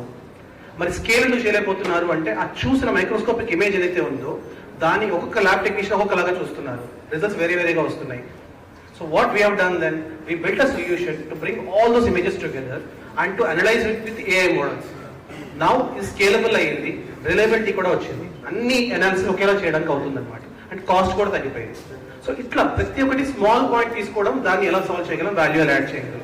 This is what we keep doing basically. So these are all the products that we manufacture. మీరు ఇక్కడ చూస్తున్న ప్రతి ప్రొడక్ట్ కూడా ఇది డిజైన్ చేయడం కూడా వేరియబుల్లో డిజైన్ చేయడం జరుగుతుంది, అది మ్యానుఫ్యాక్చర్ చేయడం ప్రతి కాంపోనెంట్ కూడా ఇంక్లూడింగ్ దాంట్లో ఉండే పీసీబీస్ దగ్గర నుంచి ఆ పీసీబీ డిజైన్ అంతా కూడా ఇక్కడే జరుగుతుంది, దాని మ్యానుఫ్యాక్చరింగ్ ఇక్కడే జరుగుతుందండి. The plastic components everything happens here, right? So one of the key products is what we call power mode. ఈ ప్రొడక్ట్ వల్ల ఏమవుతుందంటే రైతుల కింద నేను చెప్పినట్టుగా అలర్ట్స్ వస్తాయి. First the farmers get alerted for a potential disaster in the farm. అదే కాకుండా నెక్స్ట్ క్వశ్చన్ ఏమొస్తుందంటే, the one thing that we always were asked is, ఇండియాలో అగ్రిటెక్ అంటే అగ్రికల్చరల్ టెక్నాలజీ ఎక్కడన్నా ఉంది అంటే అది వైబుల్ కాదు, ఎందుకంటే రైతులు డబ్బులు కట్టరు. ఇది ఎప్పుడు మేము విన్నాం. దానికి ఏం చేయాలి అంటే, మీరు ఇన్వెస్ట్మెంట్ తెచ్చుకోవాలి, ఇన్వెస్ట్మెంట్ అంతా బర్న్ చేసి డబ్బులు వేరే చోట అర్న్ చేసుకోవాలి అనేది మాకు అందరూ చెప్పిన model. But I'm happy to say that we have proven that model wrong. ఈ రోజున రైతులు గత 3.5 years అంటే 3.5 ఏళ్ల నుంచి కూడా ప్రతి 6 నెలలకి రెన్యూ చేసుకొని మరి డబ్బులు కట్టి మరీ ప్రొడక్ట్స్ అన్ని వాడుతున్నారు, రైట్? ఎందుకంటే ఇవన్నీ కూడా హార్డ్వేర్ అనే సర్వీస్, కొనక్కర్లేదు, రెంట్కి తీసుకోవచ్చు. రైతులు రెంట్కి తీసుకొని ప్రతి 6 నెలలకి మా డబ్బులు ఎందుకు కడుతున్నారు అంటే, because every product whatever you see here, ప్రతి ప్రొడక్ట్కి కూడా ఇమీడియట్ ROI ఉంటుంది, return on investment. Simply put, ఒక రైతు ఈ ప్రొడక్ట్, ఫర్ ఎగ్జాంపుల్ ఈ ప్రొడక్ట్ ఉందంటే, ఈ పవర్ బాన్ అనే ప్రొడక్ట్కి 6 నెలలకి ఆయన 6,000 రూపాయలు కడతారు, రైట్? ఓకే, కట్టారు కదండి, మరి దాంట్లో ROI ఏంటి అంటే, ఇదే ప్రొడక్ట్ ఎలక్ట్రిసిటీ సేవింగ్ చేస్తుంది, అంటే కరెంట్ బిల్ ఆదా చేస్తుంది. ఆ బిల్ ఆదా ఎంత ఉంటుంది అంటే మీకు నెలకి 10 నుంచి 12,000 రూపాయలు ఉంటుంది. ఇప్పుడు రైతు ఎలా చూస్తారు ఈ ప్రొడక్ట్ని? అది ఖర్చు కింద చూస్తారా, ఆదా కింద చూస్తారా? Right, saving, net it's saving, right? So every product has an inherent ROI. When we can create products like that, where there is immediate ROI, and చాలా సార్లు ఏమవుతుందంటే, చాలా products when we see them, they're like, we say, okay, 3 years ROI. That farmer never thinks of a 3-year period. నా పంట 4 నెలలు నడుస్తుంది, 4 నెలల్లో నా డబ్బులు వస్తున్నాయా లేదా? For us that was a need, right? అలా చేయగలిగిన రోజున డెఫినెట్లీ చేస్తారు. ఈ రోజు more than 6,000 farmers are paying every 6 months, every 6 months. Right? So that's also a model that we can always work it out with. Similarly, there are feeding devices where today, instead of humans feeding, అంటే మామూలుగా ఏంటంటే మీకు రొయ్యల చెరువులోకి వెళ్తే ఒక మనిషి ఒక బోట్లో కూర్చొని మేత చల్లుతూ ఉంటారు. ఐ డోంట్ నో మీరు చూసారో లేదో నాకు తెలియదు, కానీ బట్ దాంట్లో చాలా ప్రాబ్లమ్స్ కూడా ఉన్నాయి. ఇన్కన్సిస్టెంట్ ఫీడింగ్ అవుతుంది, ఒక చోట ఎక్కువ, ఒక చోట తక్కువ అవుతుంది. అండ్ వర్కింగ్ కండిషన్స్ కూడా చాలా టఫ్గా ఉంటాయి. ఈ ఫీడింగ్ అనేది రోజుకు 4 సార్లు చేయాలి. మనందరికీ తెలుసు, భీమవరంలో లేకపోతే విజయవాడలో సమ్మర్లో టెంపరేచర్ ఎంత ఉంటుందండి? మేలో సమ్మర్లో ఎంతమంది 2ంటికి బయటకు వెళ్తున్నాం మనం? మరి ఆ మేత 2ంటికి వెళ్ళి వేయాలంటే అతను ఇబ్బంది పడతాడు కదా. సో ఇబ్బంది పడినవాడు ఏం చేస్తాడు? న్యాచురల్గా పక్కన రైతు లేకపోతే అన్ని గొమ్మరించి వచ్చేస్తాడు. నేనైనా చేస్తాను, ఎవరైనా అది చేస్తాను, right? So such problems are there in manual feeding given the working conditions basically. So what we have done, we created again a robotic feeder which replaces that human effort, which is now working on solar. Entire thing is works on solar. అంతా కూడా solar మీద పనిచేస్తుంది. So so ఒకసారి దాన్ని fill చేస్తే మొత్తం full డేనే చూసుకుంటుంది యాక్టివిటీస్ అంతా కూడా, and it's giving the right data to. So the most important point I want to add here is, another point I want to add is, when we were looking at this ecosystem, అసలు shrimp culture or aquaculture and ecosystem చూసినప్పుడు, we were also looking at not just farming problems. We were looking at మీకు financing ఎందుకు అవటం లేదు, మీకు insurance ఎందుకు అవటం లేదు, ఒక వాల్మార్ట్ ఎందుకు వచ్చి డైరెక్ట్ వర్క్ చేయటం లేదు అనుకున్నప్పుడు అన్నిటికీ సెంట్రల్ ప్రాబ్లమ్ వాజ్ డేటా. ఈ డేటా అంటే ఏంటి అంటే, ఇంతకు ముందు ఒక 3 years బ్యాక్ ఎవరైనా కనుక ఈ రోజున ఈ పూట ఆంధ్రప్రదేశ్లో ఎన్ని ఎకరాల పంట చేస్తున్నారు అంటే ఆన్సర్ లేదు. That is data. ఎన్ని టన్నులు చేస్తున్నారు అంటే ఆన్సర్ లేదు. That's data, right? నాకు ఇది ఎవరు ఇస్తారు అంటే రైతులను అడుగుదామా అంటే ఎవరు చెప్పరు, ఆబ్వియస్లీ. ఎందుకు చెప్తారు, రైట్? న్యాచురల్గా ఎవరు చెప్పరు. So for that we built all these machines. Now these machines are giving data. So using this, for example దీని నుంచి ఫీడ్ వస్తుంది, దాన్ని బట్టి we can estimate how much shrimp is there. అట్లా then we built data platform అనమాట. ఆ data platform వాడడం వల్ల we then build banking and financing solutions. ఈ రోజున because of this entire platform మనం డైరెక్ట్గా రైతులకి బ్యాంకుల ద్వారా రుణాలు ఇప్పించగలుగుతున్నాం.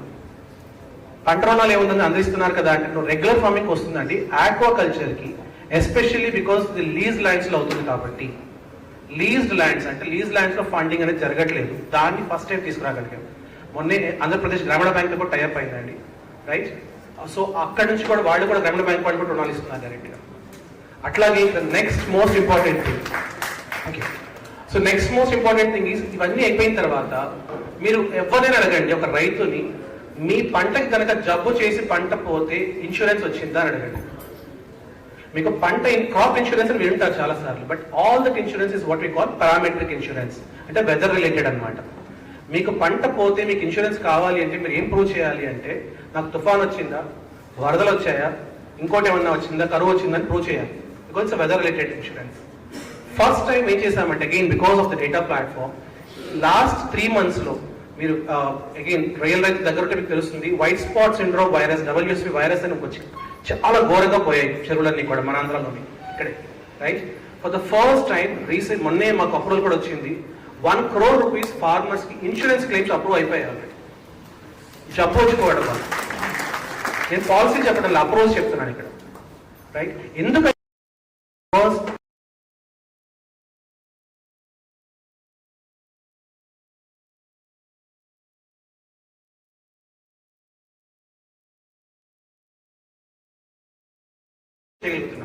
ఓకే, మీరు కొన్నారని ప్రూవ్ చేశారు ఇన్వాయిస్ ద్వారా, వాడారని ప్రూఫ్ ఏంటి, ఇదిగోండి సార్ ఈ ఫీడర్ మెషిన్ ఉంది, ఈ ఫీడర్ మెషిన్ ఇలా ఇలా ఫీడ్ చేసింది.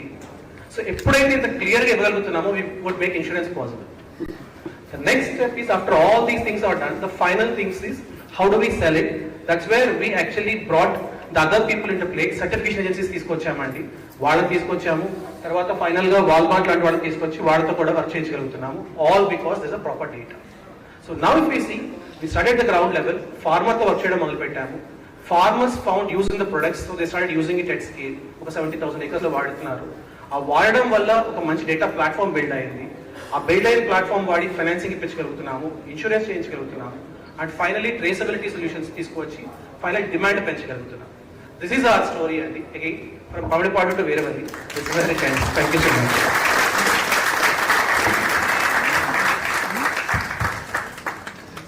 Thank you, Pawan Garu, for that inspiring tale that gave a lot of inspiration to all of us.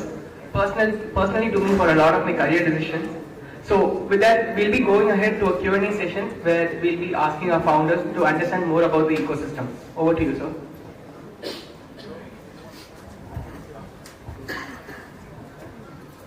I think we'll come to this. Pawan, Amar. Yeah. No, please come. Come, please come. Yeah. No, I don't think we need chairs. We'll just probably open it up. No, thank you all. I think it was a wonderful session. So this is Dr. Ramesh. He's my partner. He's part of India Partners. He's a cardiologist by profession, by the way. So he's a cardiologist turned venture capitalist. Anyway, I have just a couple of questions, one for each of the speakers today, right? And we'll open it up. Dr. Ramesh, you can ask Pawan, because you're involved along with Anvesh in Aqua Exchange. So that's all question to you, I know we're very lucky. I think RTIH is very lucky to have you. One of the unique things about RTIH and for entrepreneurs to be successful, you require, I think, 3-4 accesses. One is infrastructure access. I know we're just presenting all this. This is very important. Second is capital access. Third is customer access. And fourth is policy access. So I'd love to have you spend a minute on how you're going to help all of the entrepreneurs. RTIH is planning to help you. Thank you so much, sir, for that question. That essentially will be my SOP, what RTIH does. I get to explain that by answering the 4 points that you raised. So as all of you are aware, most of you have been interacting with the RTIH ecosystem. We have a hub and spoke model that we are following, and RTIH is going to be the nerve center, the ecosystem engine for building an entrepreneurial ecosystem in Andhra Pradesh. So for that, there are 6 locations that we are working in. The idea is to take innovation, to have a decentralized approach to innovation. For the infrastructure, we have 6 centers that we have now established. Seeing the RTIH Amravati. Similarly, there are 5 more: Rajahmundry, Anantapur, Tirupati, Vizag, and Vijayawada. So all these places offer co-working seats and all of the conference rooms, all of the office setup that a startup would require to work out of. Along with that, we are going to have something we are calling EPIC, which is Advanced Prototyping and Innovation Center.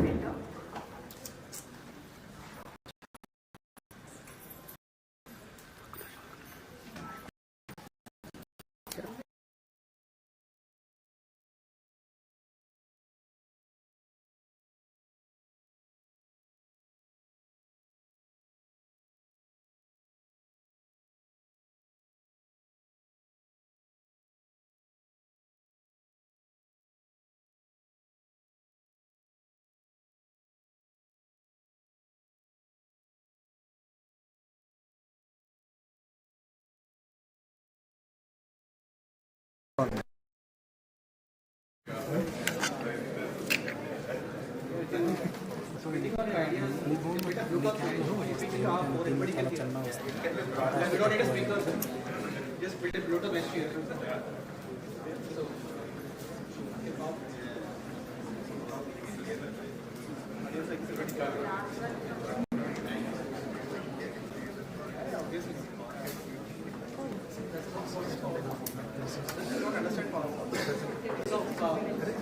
I would like to make a pitch also, sir.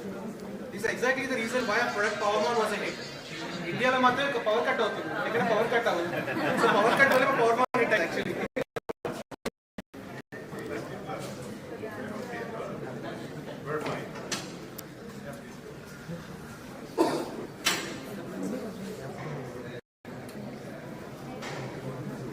Hello.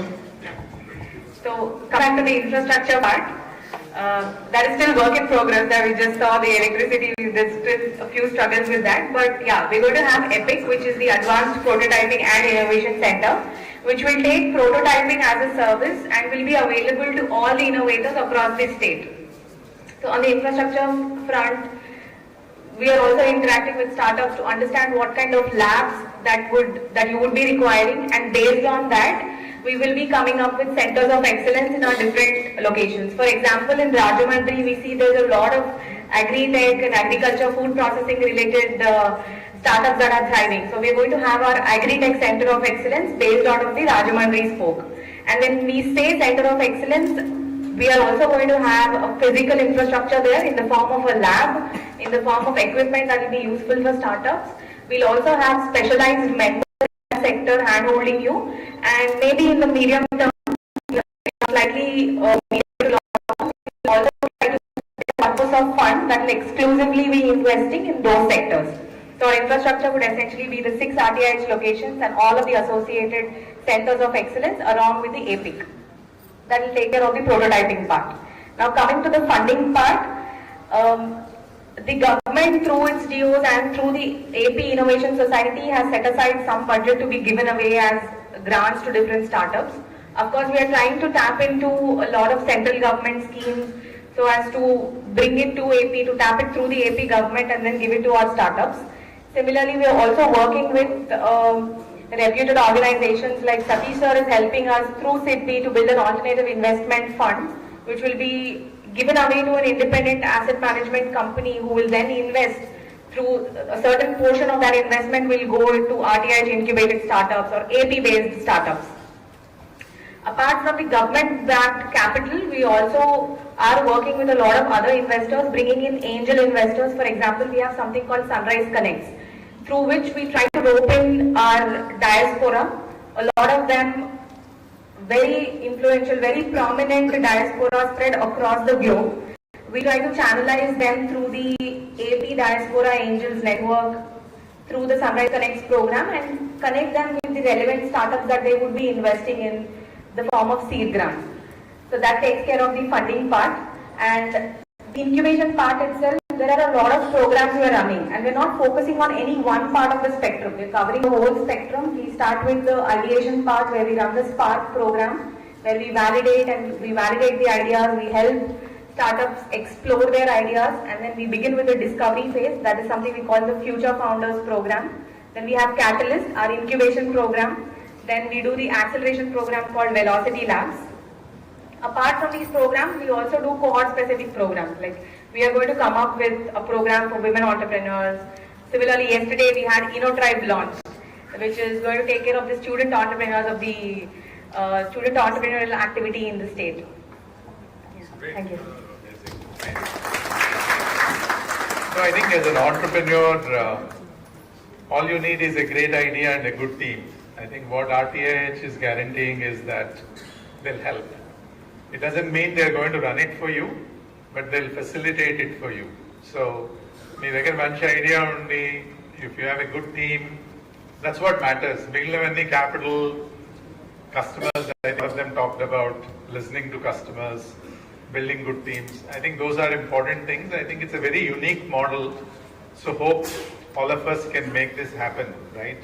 For the state as well as for the country. Sure. I think my association with Lakshmi Narayana Garu and SIDBI is almost more than a decade actually. When we started the fund more than 10 years back, at that time India Aspiration Fund, later came the Fund of Fund. More than a question, I think I want to compliment. SIDBI doesn't work like governmental organization. I don't know how many people have experience with SIDBI. At least the vertical I am feeling, the Fund of Fund, they work like private organization. Saturday, 9 p.m. I can message Lakshmi Narayana Garu, I get a reply.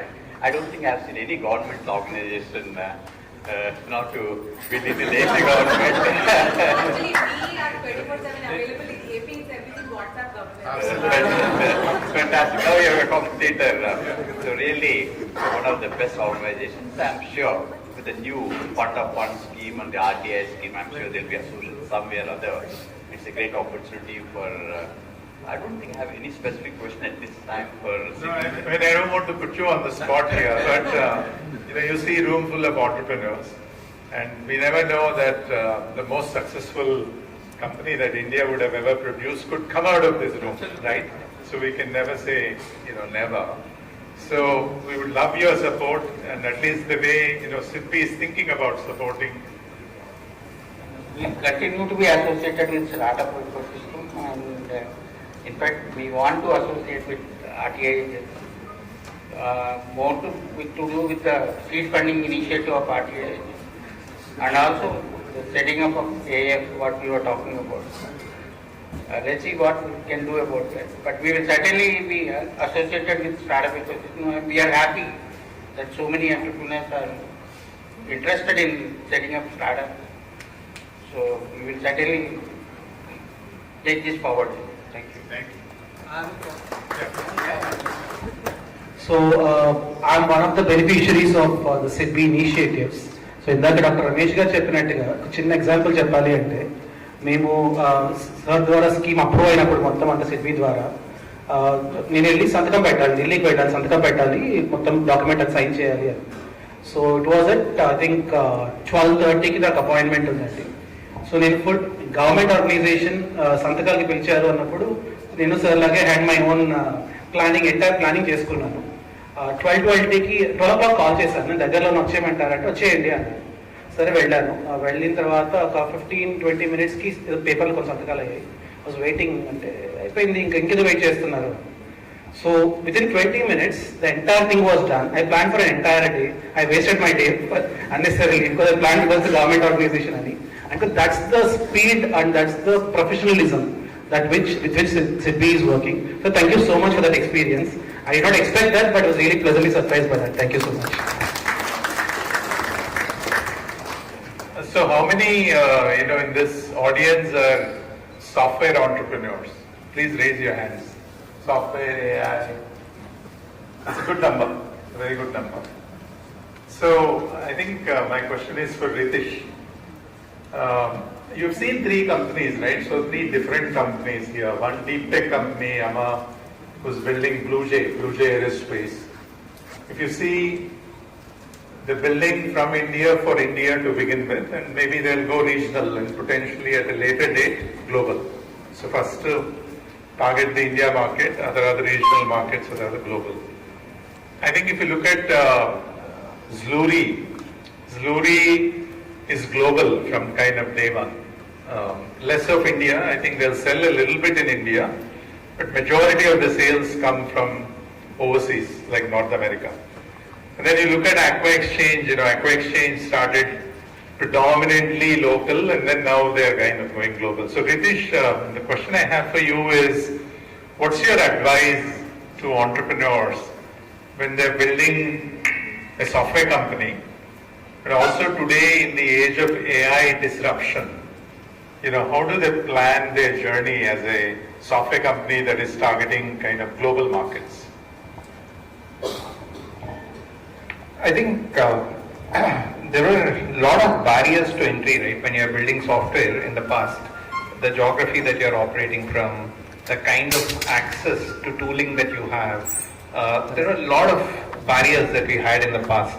So if you ask me, this is one of the best times to build in IT and technology, because every tool that is available today, every AI model that is available today, all of us across the globe have equal access to it, right? So with that, I think we are in a position to compete with anyone in the world. So when we started Zluri, we said we are in identity security. People used to ask, where are you operating? Where are you from? We said, building out of India. India and security. People are always asking questions. You're not from Israel, you're not from US. How can you build security, right? That's a question that people used to ask. But today, it's not the question that people are asking, because there are so many other companies who are trying to compete in cybersecurity with the global players out there. The world has flattened truly, in the true sense, with AI, all of that being really, really accessible equally to all of us. So I think it's the best time to build from India to the globe. There is a very capital efficient operating model that you can leverage and build faster compared to some of these global players as well. So I think it's a great time to build.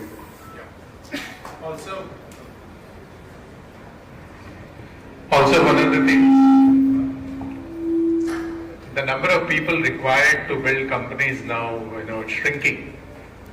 In the past, if you see, to make, to kind of build a $100 million company or 1,000 crore company, software, I'm only talking about software.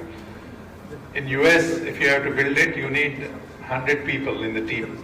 Average revenue per employee used to be $1 million for successful companies, Microsofts and others. Today, for AI companies, 25 people AI companies are building $100 million in revenue, or 30 people AI companies. That means average revenue per employee has become $3 million. So the productivity has gone up 3-fold. So for all of you who are beginning your journey, when you plan an AI company, it's not just about your AI product alone. Your marketing is going to be AI driven, your sales is going to be AI driven, your back office is going to be run by AI, your customer support is also going to be AI. So you need to have that whole AI DNA, that is very, very important. I'm sure you agree with me, right? Absolutely right. So we see that impact of AI in terms of how you can streamline your operations, how efficiently you can run your operations, right? We had like a pretty decent sized marketing team. So a lot of operations we have automated today using AI, right? So we are able to leverage those resources in other productive areas. So given the fact that you are building today, you're starting today, you have the ability to build an AI first organization, right? Rather than thinking about resource, say I need HR to do XYZ to run a payroll. Can you think about, can I use AI to run that payroll, right? There are tools available, there are resources available. So start thinking about AI first, which with using, you'll have a lot more leverage when you start thinking that way as you start to build these companies. So that also means you need less capital actually. So that's a very good thing, because when you need less capital to build, you can get to own more of your company and also build a very successful company, right? Dr. Garu, Pawan, you want to? Yeah, Pawan, I know you're already covering 25% of the aqua farms, and if you do 4 times, you're done. But the kind of team, the passion you have, okay, you may do in fish, but beyond that, I've seen many agri products, especially horticulture. India, Andhra Pradesh is basically predominantly an agri economy. And I've seen progressive farmers doing 1 lakh rupees per acre profit, mangoes for example, or pomegranate for example. And it's not just the waterfall, the rain, or maybe the fruits getting spoiled, but beyond what average farmer knows, I think there is a possibility to increase the revenue from 10,000 rupees to 1 lakh. So are you limiting your ambition to only shrimp farming and fish, or you want to tackle whether it is sugarcane here or palm oil, palm plants in your own district, or mangoes or pomegranate, make the farmers' income from 10,000 rupees to 1 lakh rather than just increasing by 10% profitability? Is that the goal for your company? Definitely, sir. I think I would like to add a small anecdote here to answer that question. Sir అడిగిన దానికి మీరు only రొయ్యలు చేపల దగ్గర అయిపోతారా, మొత్తం వ్యవసాయానికి సంబంధించిన అన్ని సెక్టర్స్కి వెళ్తారా అనే దానికి యాక్చువల్లీ కంపెనీ పేరు మీరు ఫుల్ కంపెనీ చూపించలేదు కానీ ఇక్కడ ఫుల్ నేమ్ కంపెనీ పేరు aqua exchange agritech private limited. అది ఇది ఎప్పుడు పెట్టాము అంటే 2020 సంవత్సరం ఆగస్టులో పెట్టామండి, 5 years బ్యాక్. పెట్టినప్పుడు అంటే చాలా నవ్వొస్తుంది ఇప్పుడు చెప్పాలంటే. అవుట్ ఆఫ్ అవర్ నేవిటీ అంటే మా అమాయకత్వంలో మేము అనుకున్నది ఏంటంటే, మనం ఇప్పుడు మొదలు పెడుతున్నాము, ఫస్ట్ 1.5 year రొయ్యలు చేసేస్తాము, తర్వాత 1.5 year చేపలు అయిపోతాయి, 3 ఏళ్ళ తర్వాత మనం అగ్రికల్చర్ అంతా లేపేస్తాం అనుకున్నాం. అందుకే ఒక ఆలోచించి నేను కూడా ఆక్వా అగ్రిటెక్ అని పెట్టుకున్నారు. అడిగారు అగ్రిటెక్ ఎందుకు ఫస్ట్ ఆక్వా ఎక్స్చేంజ్ ఉంది కదా, లేదు అగ్రికల్చర్ మొత్తం మేము చేసేస్తామని. So the vision was there, the ambition was there. But దిగిన తర్వాత లోతు బాగా తెలిసింది, రైట్? 5 ఏళ్ల తర్వాత రొయ్యల్లోనే ఆగిపోయాం. ఇంకా కూడా ఆగిపోయామని చెప్పకూడదు, రొయ్యల దగ్గరే ఉన్నాం. ఇంకా కూడా ఎందుకు ఉన్నాం రొయ్యల దగ్గర అంటే, చేయాల్సింది చాలా చాలా చాలా ఉంది అని అర్థమైంది. And at the same time I we're doing this, ఇందాక రితేష్ అన్నారు మీరు వాల్యూ యాడ్ కంటిన్యూస్ గా చేయండి అని. I really love that. I don't know how much others learn, I learn lot from your presentation by the way, and I was looking at that. Thank you so much. So ఆ value add అంటే మనం continuous గా ఇంకా రైతులకి value add చేయొచ్చు అన్నది ఒకటి చూసామండి.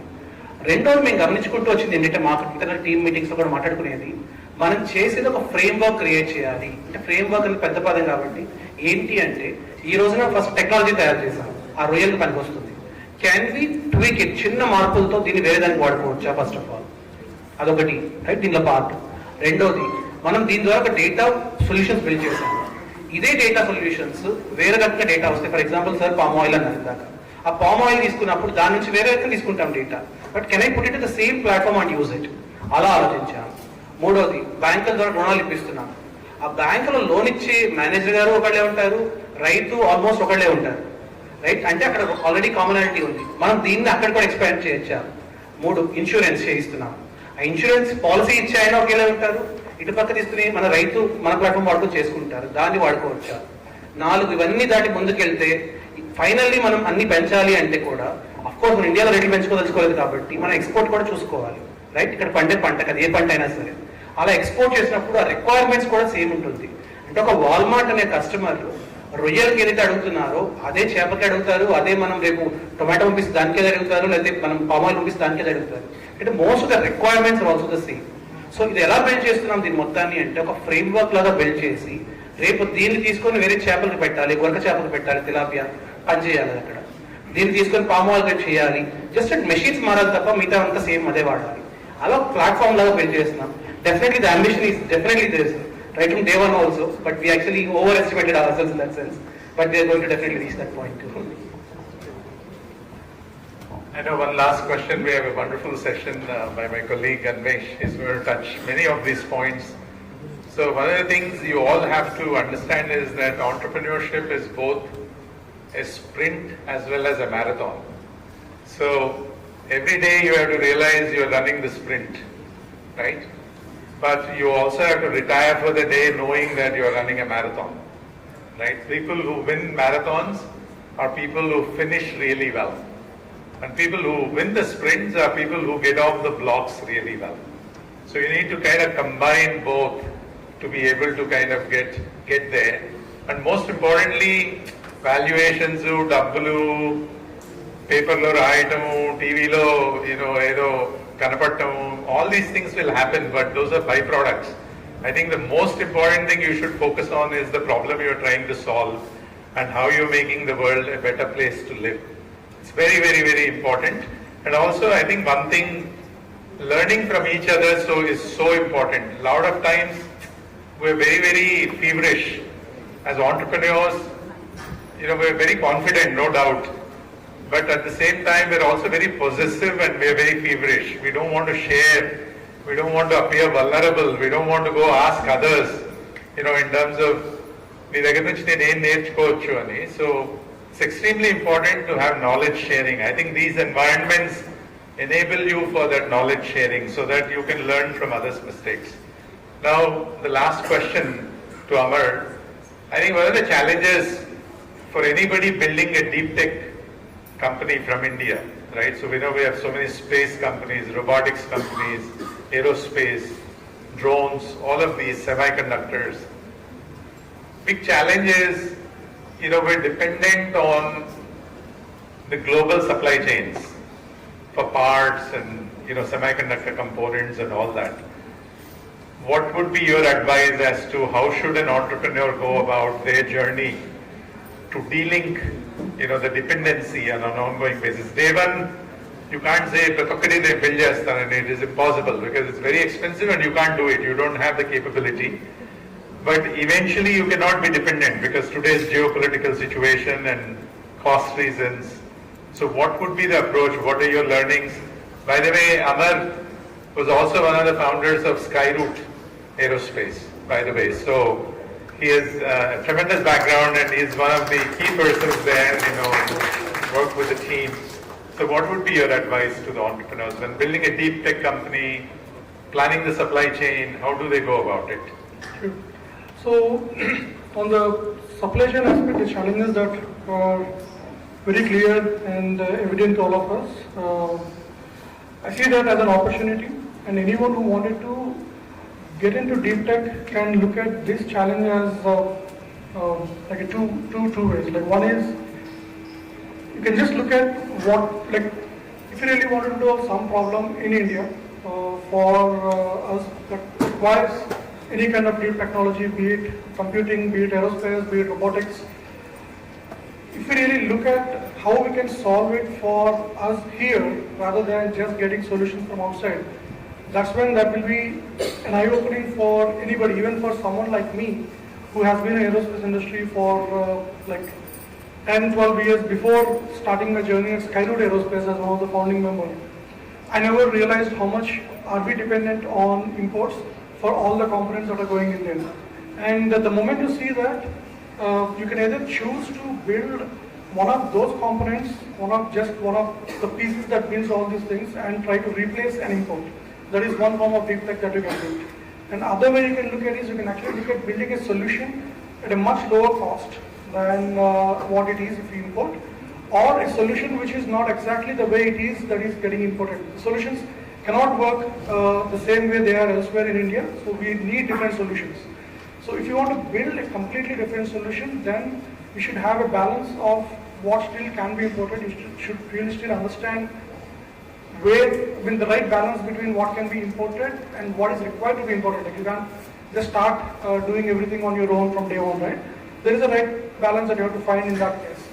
And one of the puzzling questions that I still have, and what actually have driven me for these kind of companies that I work with or started, is I just give this example everywhere. Just look at automatic shift cars, right? Automatic shift cars, automatic gear cars, actually in India that is a necessity, that is not a luxury.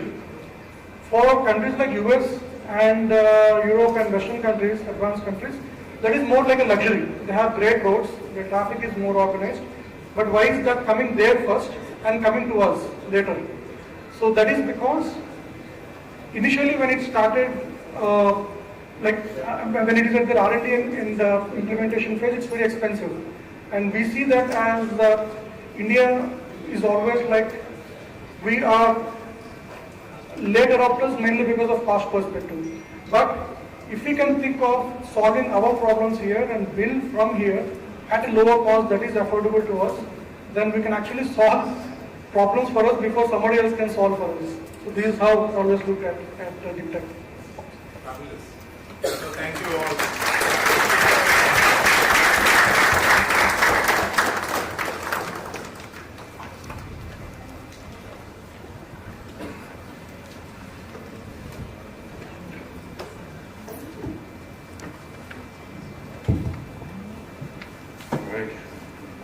Good afternoon. My presentation might feel a bit redundant after all the wonderful talks you've heard before, but I'll try to keep it a bit more interactive, and feel free to stop me at any time if needed. So the topic that I was asked to talk about today is the first year of the startup's journey. Right? Again, this is maybe not exactly the first year, it could be the 12 months, 18 months, whatever it takes to get off your feet. So maybe before I start, I just wanted to spend a quick minute about India Partners. Right? I know you've heard Satish and Ramesh speak before, but India Partners was founded by the two of them. We're an early stage venture capital fund based out of Hyderabad. Currently investing out of our third fund, and we invest at the early stage in startups across enterprise, deep tech, healthcare and life sciences, and selectively fintech companies. And we typically come in as the lead or co-lead in the very first institutional round in startups raise, and our average check size is anywhere between $1 to $3 million. So on that note, so the first thing which you've heard many people talk about already today is, as the first step of your startup journey, the most important thing you have to do is validate the problem before you start the solution. Right? How do you know if the problem that you're trying to solve is important enough, whether it is really a problem that's worth solving? I think that's the very first step that you need to think about.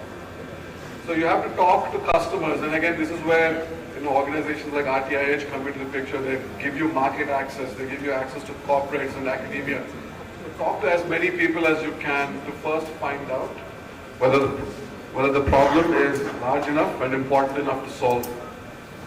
And then think about whether you have the domain expertise to solve that. It could be you, could be your team members, but unless you're coming from the domain and you have the expertise, I wouldn't suggest you try to solve that problem.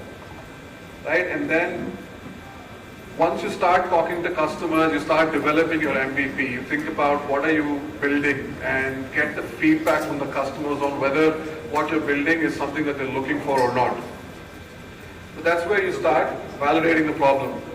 And then when you validate the solution, you're trying to find early signs of product market fit. You're not going to achieve product market fit in the first year. The first year's journey is about trying to find those early signs. Do customers want your product? You've identified the need.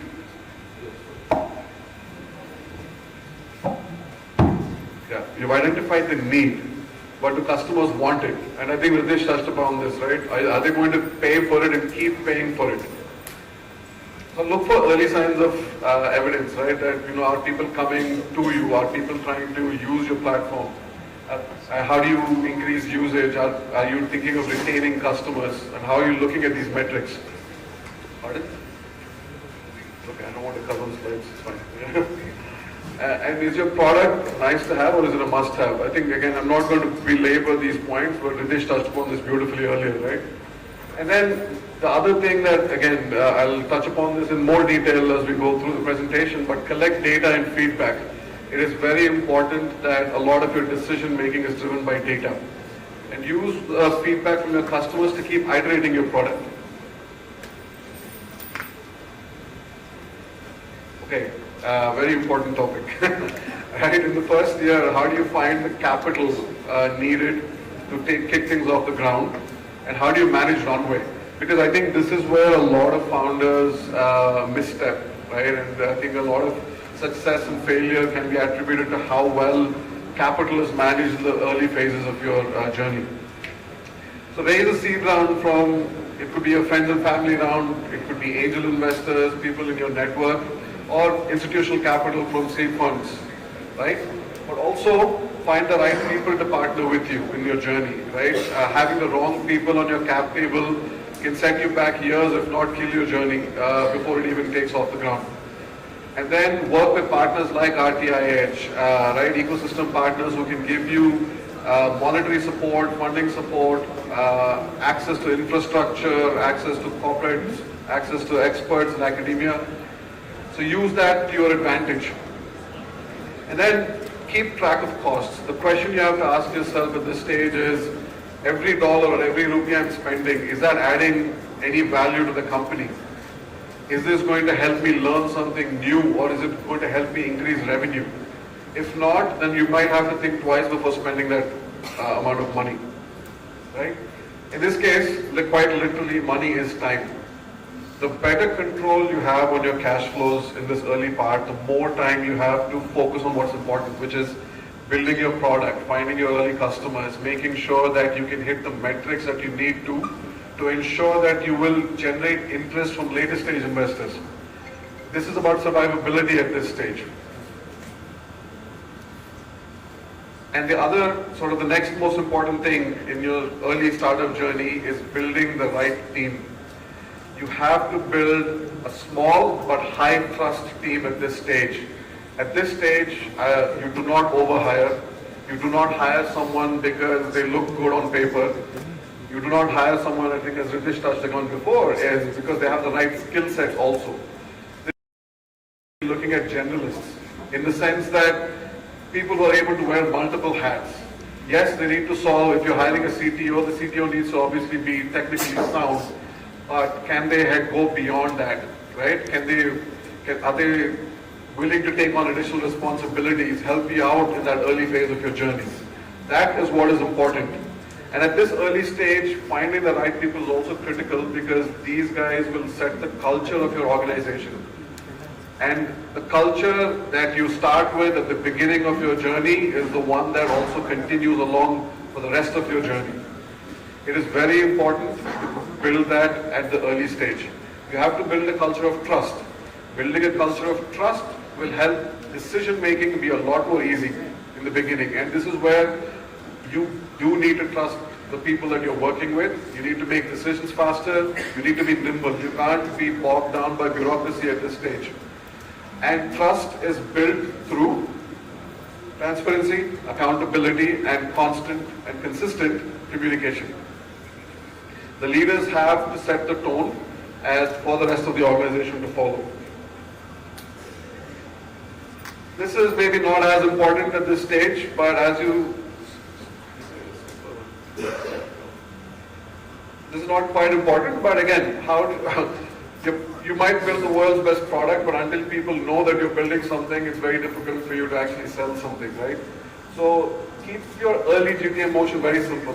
I would recommend first use your own networks within the founders team or access through market contacts of RTIH, for example, or your early investors and so on to find your initial customers. But keep your messaging simple and focus on one or two channels and test these aggressively. Every dollar you spend on these needs to provide some sort of an ROI for you.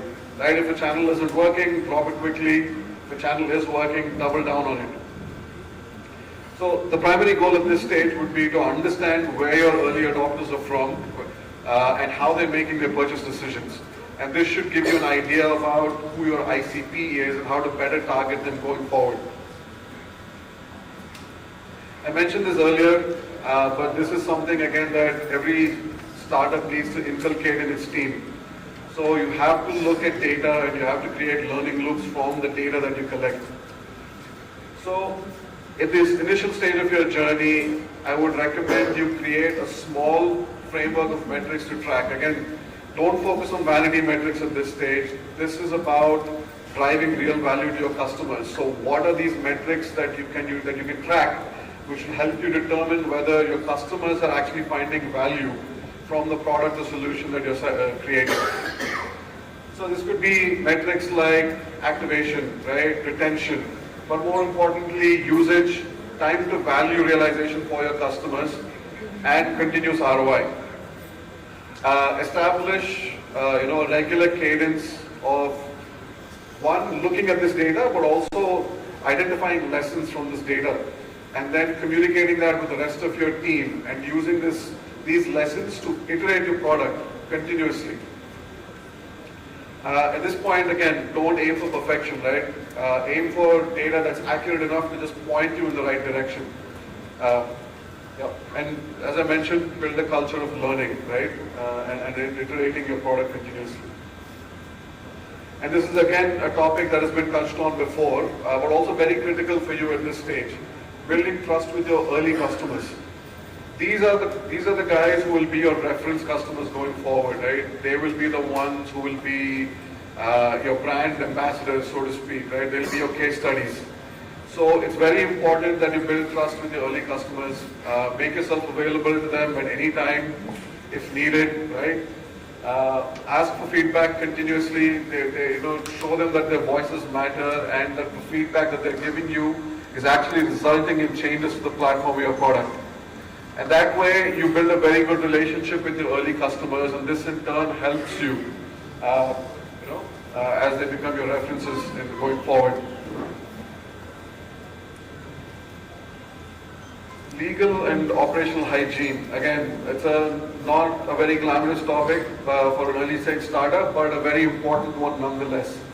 The more you can do at an early stage to build hygiene in your legal and operational matters, the more time it will save you later on. Right? This could be things like accounting, making sure your cap table is clean, making sure your IP is owned by the company, ensure you have proper documentation in place, your company is incorporated the right way, there are no tax liabilities, whatever it is at this point, because all of these issues will come out later when you're raising capital. When funds do their legal DD on you and financial and operational DD on you, a lot of these issues will crop up and that will delay the fundraise process. Right? They'll become issues for you to fix before you can raise money. But also, sometimes even if they're not uncovered, they will definitely be uncovered later on when you're scaling and you're starting to sell to larger customers, as they will also do DD on you guys, right? To avoid disasters later on, it's better to have a simple framework in place to start with, and then evolve that as you scale based on your needs. So again, this is a topic that's been touched on. Startup journey is a marathon and a sprint sometimes, right? So founders need to have sort of a dual mindset. You need to have a long-term vision, but you also need to be very tactical in the short term. Right? Your long-term vision is stable. That doesn't change. That's your core principle. That's the reason why you're building a company. But in the short term, when you think about tactics, you have to remain flexible. These are things that you do to address, the feedback that you get and the learnings from the data loops that we talked about earlier. These could be things like product features, pricing strategy, which channel I'm spending marketing dollars on. All of these need to be flexible, and you should be willing to change these based on what you're learning from the data. This is a key during the first year, but also going forward, but especially in the first year, because I think people sometimes confuse the long-term vision with what they need to do in the short term as well. I think the important thing is to realize that founders need to have that duality in terms of the mindset. And lastly, but also very important. This is not a topic that's usually mentioned, is founder well-being and resilience. Building a startup can be a lonely and sometimes very emotional journey for all founders. It is important for you guys to ensure that you take care of yourselves while building the startup. Because, especially in the first year, right, you're being pulled in so many different directions, you have to wear multiple hats, you're the CEO, you're also the CFO, you're also the peon, for example, right? You might have to go do things like buying supplies for your office. So, find a support system, most importantly, right? So when I say well-being, I'm talking about both mental and physical well-being. It's important to stay physically fit also because this is a marathon, not a sprint when it comes to sort of how long it takes for you guys to, realize what the vision that you're trying to achieve. So find a support system. It could be friends, family, your co-founders, mentors, peers in the ecosystem, people who've been through the journey before. There are communities out there. I know founders like Ritesh and Pawan and Amar are more than willing to sort of spend time to mentor, early stage entrepreneurs. So it's important that you guys take care of yourselves because if you don't, your startup won't see the light of day. Right? If you burnout is always invisible until it's too late. So make sure that you take care of yourself while you're on this journey. On that note, I'll end this presentation. But if there are any questions, please feel free to come up and discuss with us.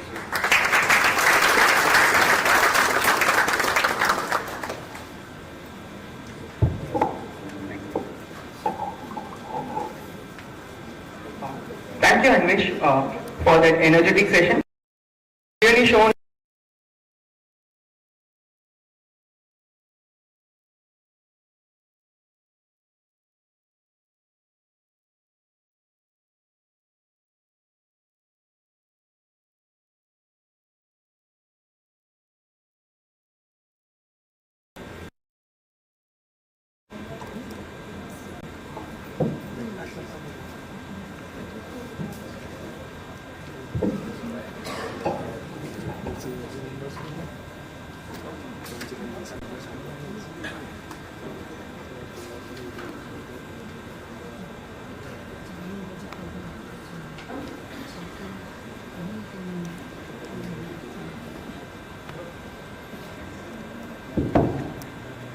Yeah, Anvesh, very good afternoon.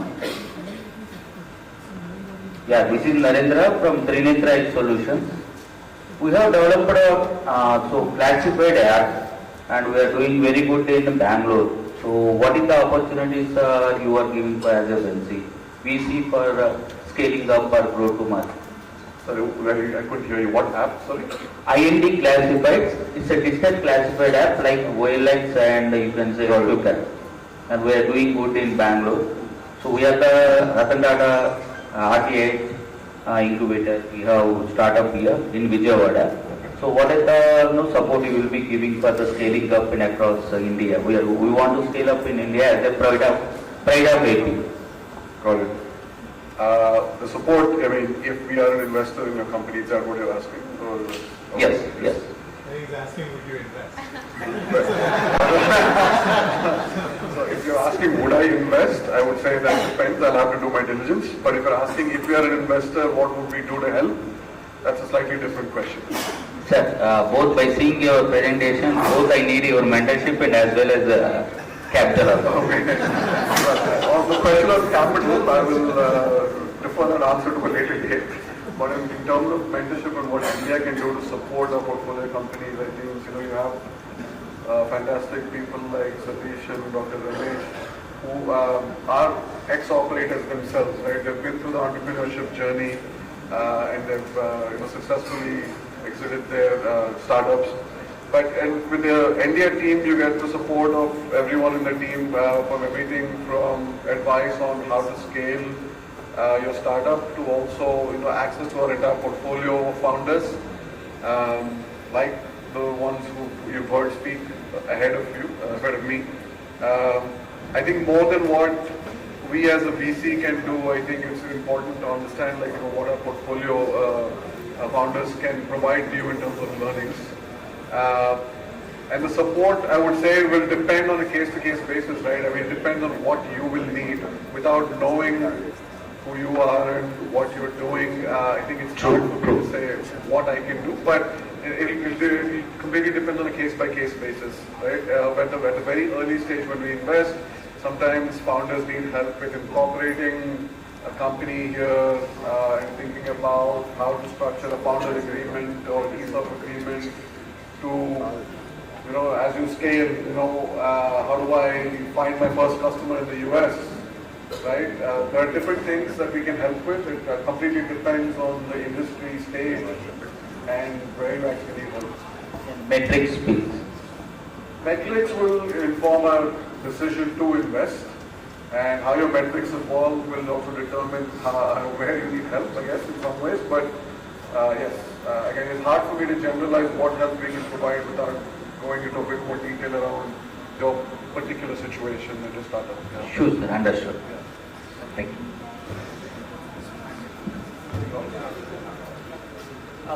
Good evening. I'm Suman from SRMAP. Ma'am, Mr. Agri, ma'am. I hope I pronounce your name right. I'm here. Yeah. I hope I pronounce it right. First of all, thank you for bringing all the founders and the innovators under the one roof. Ma'am, the major challenge I have seen is the team. Most of us are in our peak time, in our teenage or a time where we need to settle. It's really challenging for us to get a team who believe in the vision. And I can see a lot of talent in the room and expecting if there is a possibility for RTI heads to build a platform where we can connect internally and form teams, so that I see most of the people are willing to spend the time and build products. I think there is a gap in every startup for a role. Like I might be good at marketing, someone might be good at technical stuff. We can collaborate and come up with a solution so fast. I need the help. And requesting if RTI with some solution for this. Absolutely. Your name? Sumant, ma'am. Sumant, you said something really interesting and slightly funny as well. You said you're in teenage and you really have to settle already. I think that's the least of your worries. It's the time when you have to experiment. You can be as curious as you can. You can make as many mistakes as you want. So please, like as somebody that is elder to you're not in any urgency to settle down. But you've raised a very valid point.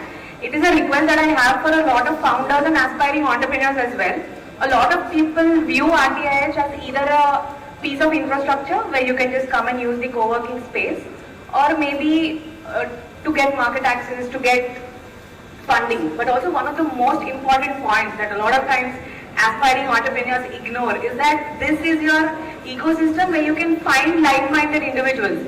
So for this exact same reason, we have every Friday a program called Leaders Lens. So every Friday for 1.5 hours here, most of the times I interact, or my head incubation or other members of the RTIH leadership, we try and sit down with other founders, people who are building, people who are have innovative ideas also. It's not just for people with startups, but anybody who is interested in the innovation side, we sit down with them, we do a sort of founders clinic where we understand what is the issue they are facing, how we can help them. But the real intent is also that you interact with all the other founders that are attending and then see if there's anybody that you match the vibe with, or if you can see you can form a team with and then tag along in their journey, or have them on board your team as well. So we really encourage you to come and take part in all of the programs every Friday here so that you can interact with other founders. And if there's any other idea that you have, also happy to bring everyone on sort of the same platform so that you can form teams. Thank you. Yeah, continuing on the question that the previous speaker had, right? So I am from Exchange Tech Bangalore. We are into hardware supply, software solutions, as well as manpower management. So looking at the excitement here and the people that are gathered, right? So continuing on what you were speaking, we would like to know what is that we can do to support the ecosystem here.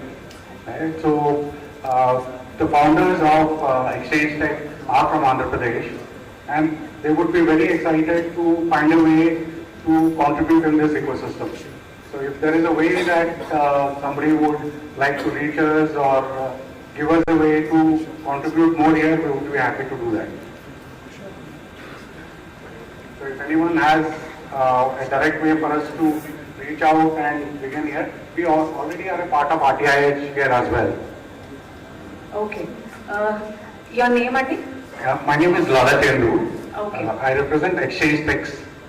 Okay, thank you so much for your question, because recently we have done an open mentor call as well, wherein we wanted startups based out of AP, startups that are working out of AP but founders who are based out of AP, founders who gone to school, college in AP, anybody remotely associated with AP to come and sign up as mentors in our network, so that when early stage startups or innovators with any kind of ideas or anybody requiring mentorship, we can place them within the right sector and with the right kind of qualified mentors. So I highly request you to please sign up as a mentor within the RTIH network. That is one of the biggest pain points that you will be solving, and you will be hand-holding some of our budding entrepreneurs in that. Thank you. On our website, it's live on our website. All you have to do is go register as a mentor, and there are a series of programs at any point of time in RTIH. If you see, like the 6 programs that I mentioned across the life cycle management of a startup, apart from the cohort-based program. So there are a lot of young entrepreneurs that need mentors. If you just go to our website, rtih.co.in, and there is an option to sign up as a mentor. Thank you. Excuse me. Yeah, this question is primarily to Anvesh and his team. So we are also building health tech. We have a health tech company we are running. This is primarily to insure tech. Basically, we are costing almost 500,000 claims a year today, end-to-end costing at end. So we have moved all of them to AA now. So with the TAT increase of 50 to 60%, TAT increase and with the revenue increase of around 40-50%, a lot of our TPAs and healthcare insurance companies are using our tools now. So we are expanding it thoroughly. We are hiring some good talent from Singapore, US and all that. So the question more directly to you is the reason also I am here is because University Taken Care, right? Taken Care is one of your partners, I guess. So I just wanted to know, being having an investment in Taken Care, what did you really see in them? And they are in OP, where primarily to IP, patient claims and all that. So wanted to really understand what it takes to get an investment to scale our project furthermore, and actually learn from you why you invested in Taken Care, basically. Yeah.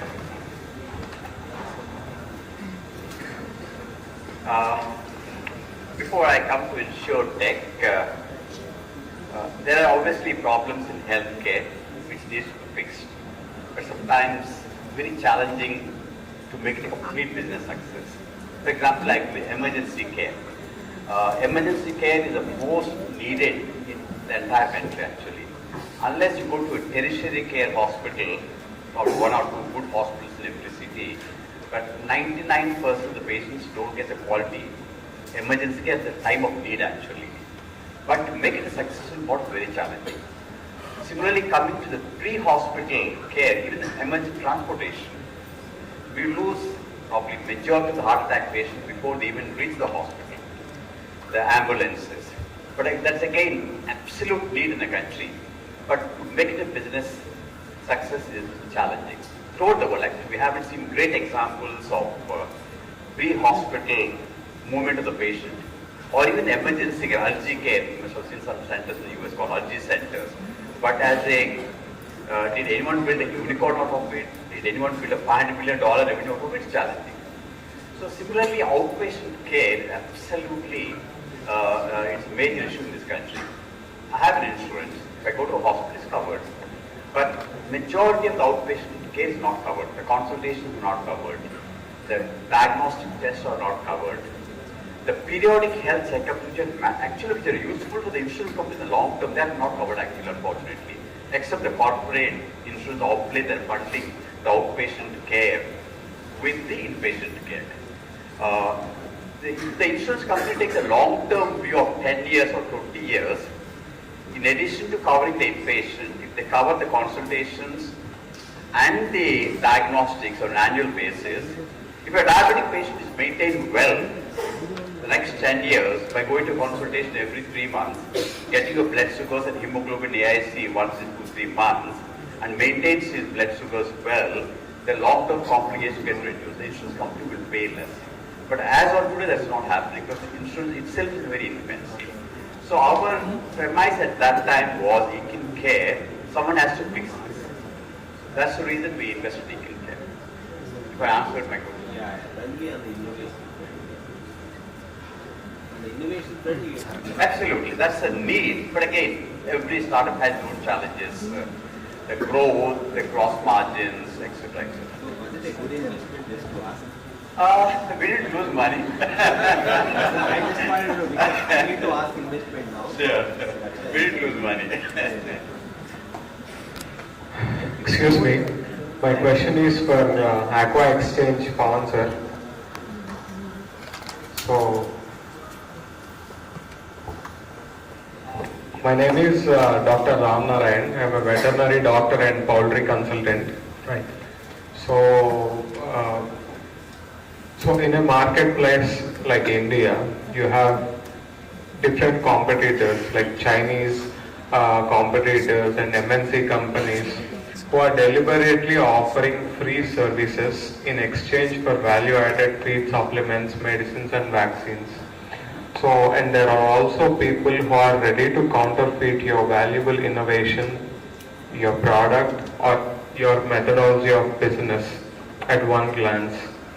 So there are many people with higher money and higher budget for making sales and all marketing and everything.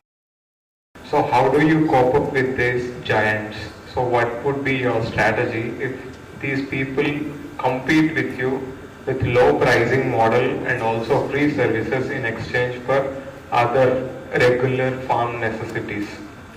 Yeah, I think we don't have to worry about that because all the people that you mentioned are so busy in copying somebody, counterfeiting something or offering something free that they're missing out on listening to the customer. Right? Somebody who's close to the customer, who's listening to the customer and who can adapt to the customer needs will always be kind of safe. That's the first thing. Second, it's a large enough market space to have 10,000 of us to be very open with. Right? There's no problem on that. And third, to just make a point there, till date we have brought, when our competitors asked, said, we want to visit your space, we invited them. When our competitors investors wanted to come and visit our space, we invited them. Right? Everybody is open to visit our space because we firmly believe that if somebody can see and copy and get it done, then we have not added value. Right? So that's a premise we work with. And indeed, if somebody is really looking, if they can come, see, and they'll kind of replicate it, we'll kind of stop our business immediately. Right? And my next question is that, what is your offer for a person who is technically competent in a parallel field and who wants to build his own business, deploying your devices and all, so to customize your products into a parallel field for the benefit of farmers. So what would you offer? Not a fund, first of all. As an entrepreneur, as a person who's running the company, the CEO, I would look at it in two fronts. One, definitely for our company, there is a need to take this framework and replicate it in a parallel asset class, right? Agri-asset class. If there is a kind of, let's say, a person or an offer which is enticing enough, we would immediately start a parallel division to run that, right?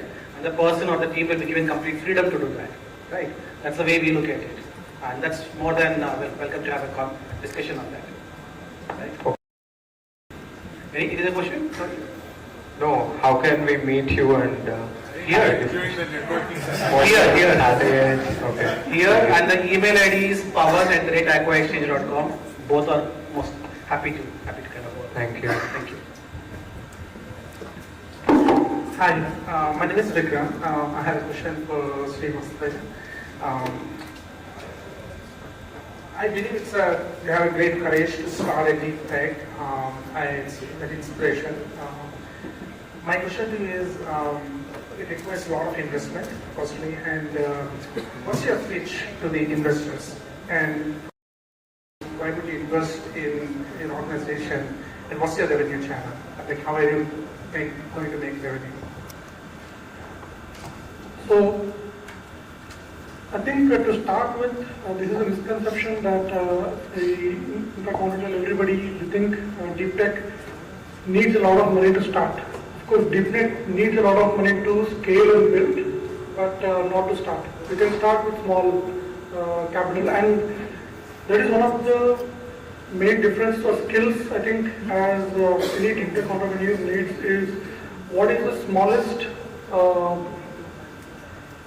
piece which you can build to prove your credibility, to prove your technology, and to also prove to yourself that you can build something to the end and make it work, right? So you have to find out what is the smallest piece. So to give you context, when we started BlueJay, we started with 20 lakhs capital.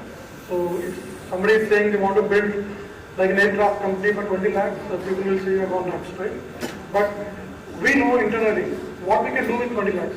We are not saying we are going to build full aircraft or anything with 20 lakhs, but we know what can be done. So that is something only you know as an entrepreneur. And now once you make some progress towards that, define your milestones, then how you sell your long-term vision and convince your early-stage investors on your capability to execute that vision by showing what you have done with this capital. So that's the key for getting your early-stage investors on board. And in terms of capital, like I said again, look for what you can build with the smallest amount of capital that you can afford or you can get from your friends, family, or through some grants. Just a follow-up. Revenue channels. Sure. So revenue channels again, that is going to evolve. So you will start with some assumption of your revenue channels. For example, in our case, we have 2 revenue channels today that we're going to go after. One is we'll be selling a product directly for operators, and the other is we'll be operating in some cases. And you refine this as you talk to more and more customers. When we first started, we started with the idea of only being an OEM, making aircraft and selling to the operators. But as we spoke to a lot of customers, what we realized is, again, one more learning in deep tech here is you see a vision of your product and you see something that is working in a way and you wanted that to work in a much better way that your customer also cannot see today. So this is one contrast to a lot of other sectors where you just listen to customer a lot and fix your product, but it's not the way in deep tech. So in deep tech, you know something your customer also can't see today. So how do you communicate to them? And when you are selling that to your customer, what you actually refine is something on your product, but also more of the business model. Because business model is something that customers and even your industry will teach you more than what you think you know, right? Product is something you might know that that is what customers need, but business models you have to evolve along with them. And through these conversations, we have, if you ask me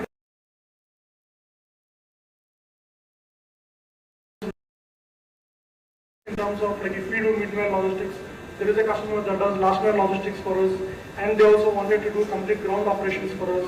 So these are the things that we don't know when we started. Even today, I don't know what is going to be the best model that my products will be running in the market out there. It is evolving and we are also learning with the customers. Amar sir,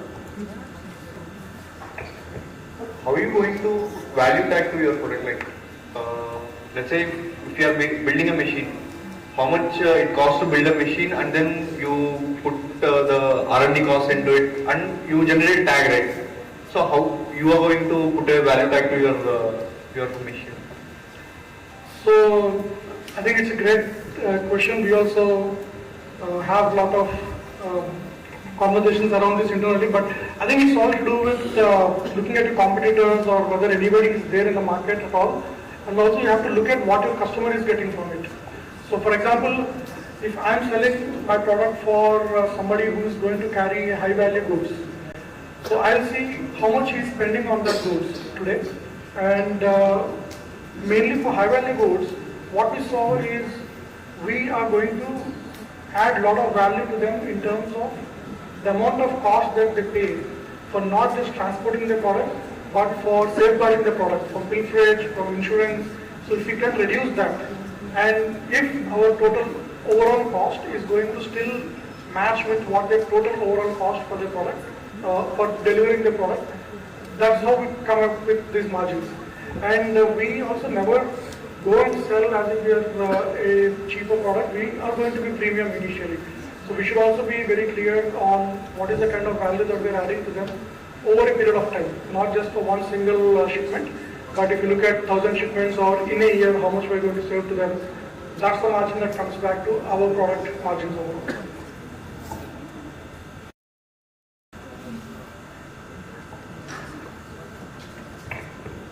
So my question is for the audition from the CP. Thank you all dear guests for the time coming here. So I am Ajay, the founder of Grasset. So we are manufacturing eco-friendly grass straws. So we identified a grass that directly is hollow and directly can be used as a straw. So give us the plastic ban and the alternatives for eco-friendly products. Are there any programs under state bill that provide grant for these kinds of companies that are actually researching into eco-friendly materials that turns the plastics problem into a farming solution? Yeah, how long your company is in existence? Technically, I originated 1 month back, but I started the research. It's been 2 years. Okay. I mean, that's too early for a debt actually. You should look for some kind of equity because the revenues are not yet fully started. So, to eventually for a debt.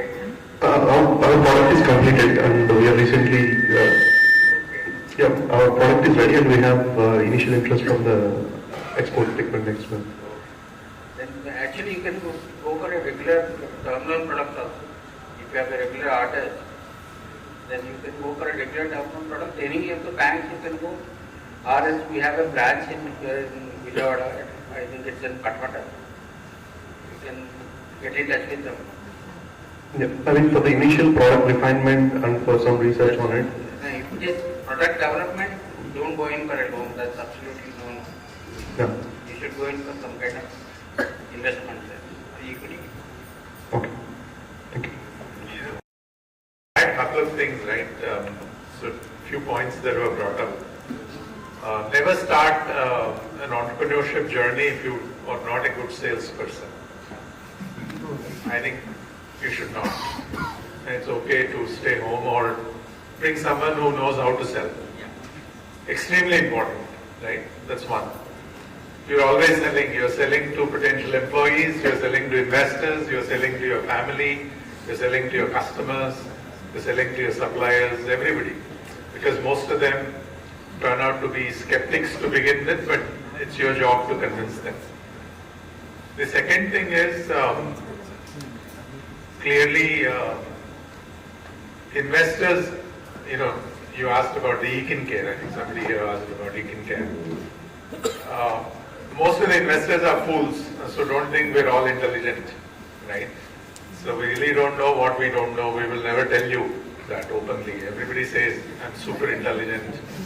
And we all market our success. We also have a lot of failures. So I think the most important thing is you should get an investor not just for the capital alone, right? I think this question about debt and equity, I think one, to go convince somebody to put capital, that tells you you're a good salesperson. Two, you're bringing in risk capital, right? Because what you're putting in is your time and your domain expertise and your energy. That's the value that you bring to the table. And the early investors bring in risk capital. That's the capital that they bring to the table. Not only they give you good investors, not only give you capital, but they also give you a lot of support. Don't discount that.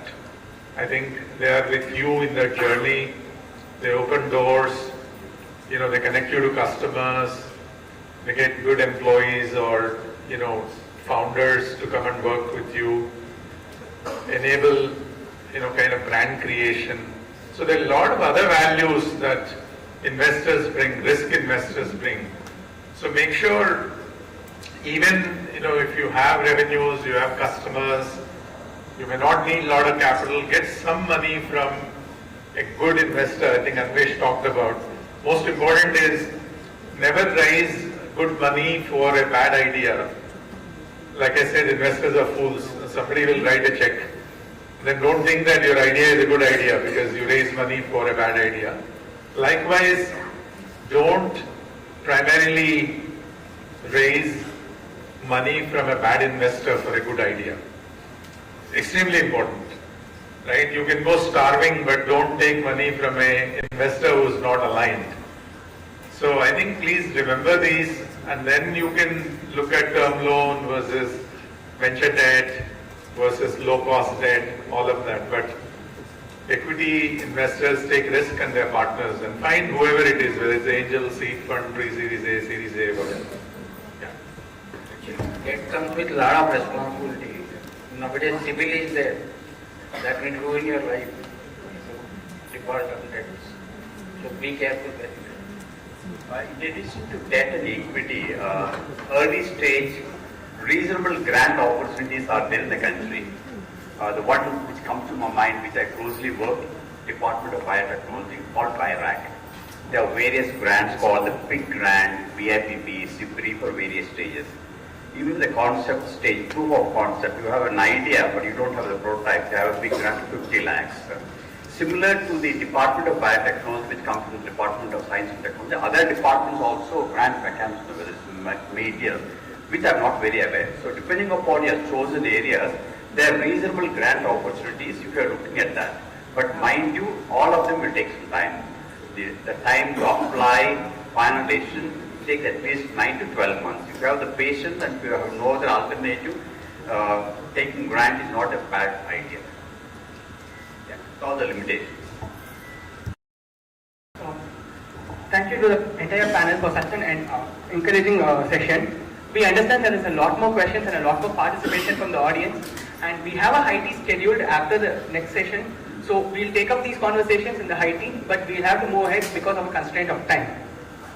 We now move to another high energy segment, the AP Startup Showcase, where 3 startups will pitch, followed by investor grade feedback. Founders, this is your moment. We are excited to hear your pitches. Let's begin with our first startup founder, Mr. Panindra Reddy from Magic Teams AI.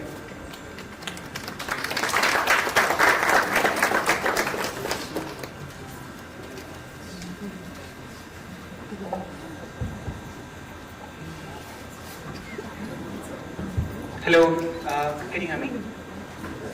Good evening, everybody. I can't hear you guys. Good evening. Good evening, everybody. Good evening, everybody. Now everybody is a bit of energized. So, first of all, I need to thank RTHI for conducting this event. It really means a lot. And just before starting everything, I want to thank the government of AP. First of all, because of them, I'm here right now. It all started with a tweet. There is a competitor of us who rides at like 100 crores, and I tweeted in the comment section saying that I tweeted in the comment section saying that we built our own alternative in Ravalapalam, which is in Konaseema district, and we built our entire product with AI. Right? The post was actually signed by our Minister Lokesh Garu, and he tagged RTHI. Gayatri ma'am actually replied to it, and I went to RTHI Rajamandri. They took me to the Vizag event where I met like a lot of people, and they actually filtered me here. So without the RTHI, I wouldn't be here. So super thank you, and I think that deserves like a very good applause. So thank you so much, guys. Next of all, coming to this, we are building Magic Teams AI. So we are building voice AI agents for agencies and contact centers. So, yeah, that should be done. So first of all, yeah, sure. So first of all, what problem are we solving, right? So the major problem is, in India and around the world, more than 1 billion hours, which is equal to 1,14,000 of years of lifetime, is spent on just call holds. I usually spend like 40 minutes on call holds. Imagine the problem in India, around the world. It's insanely huge. We want better solutions, and the technology is ready right now.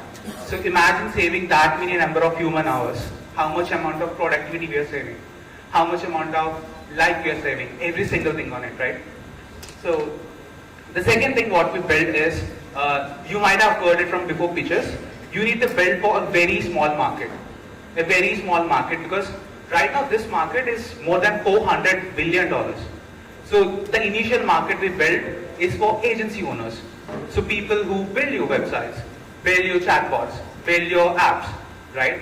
They want to build the voice AI solutions, because last year I was in Dubai. I was implementing the same voice AI for different companies, and I hated it. I absolutely hated it, because it's very damn costly, and second thing, I don't have any control over it.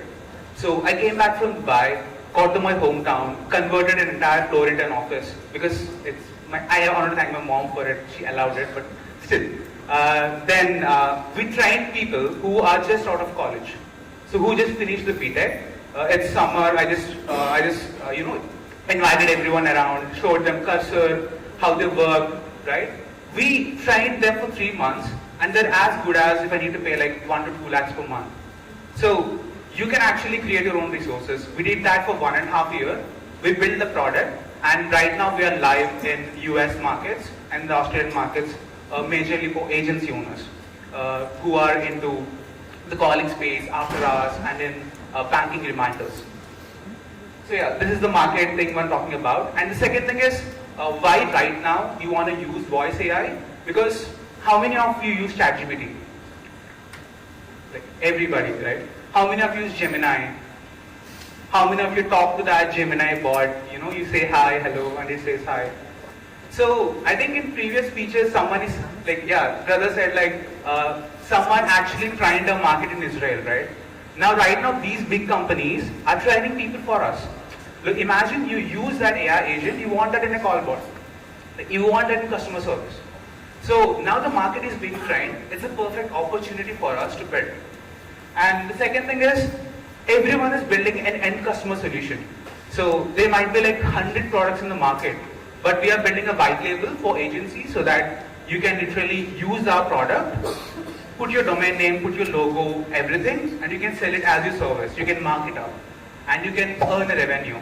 So they are more dependent on us. Their entire business model is dependent on us. So this increases, like, I just don't want to sell to like 100,000 people. I just want to sell to like 1,000 people, but they will bring me my million customers. So that's the entire viewpoint in building this. Sorry. Yeah, and finally, how you're going to make money? You're not going to burn it, right? So till now, we haven't raised even a single penny. We completely bootstrapped. I read this book called as Shoe Knight from the author of, the founder of Nike. So in that book, he mentioned something. He worked 8 years. 8 years, guys. He didn't raise a penny. He worked as an accountant. He worked as a teacher. And in the night, he sold shoes. For 8 straight years. And we are wearing Nike every single day. That same day I just bought Nike shoes. I was playing in my park, right? And it hit very hard. If someone can actually strive for 8 years and build a startup, why can't I? So last year what we did is, I kind of built like a very small team who kind of made like an agency, and we built products for other people. We built voice AI bots. We do the agency work, we do the grunt work. We bring in the money because startups take a lot of money, and we did that, channel that money into building it. So we sustained, and from the last 3 months, we are getting in revenue as well.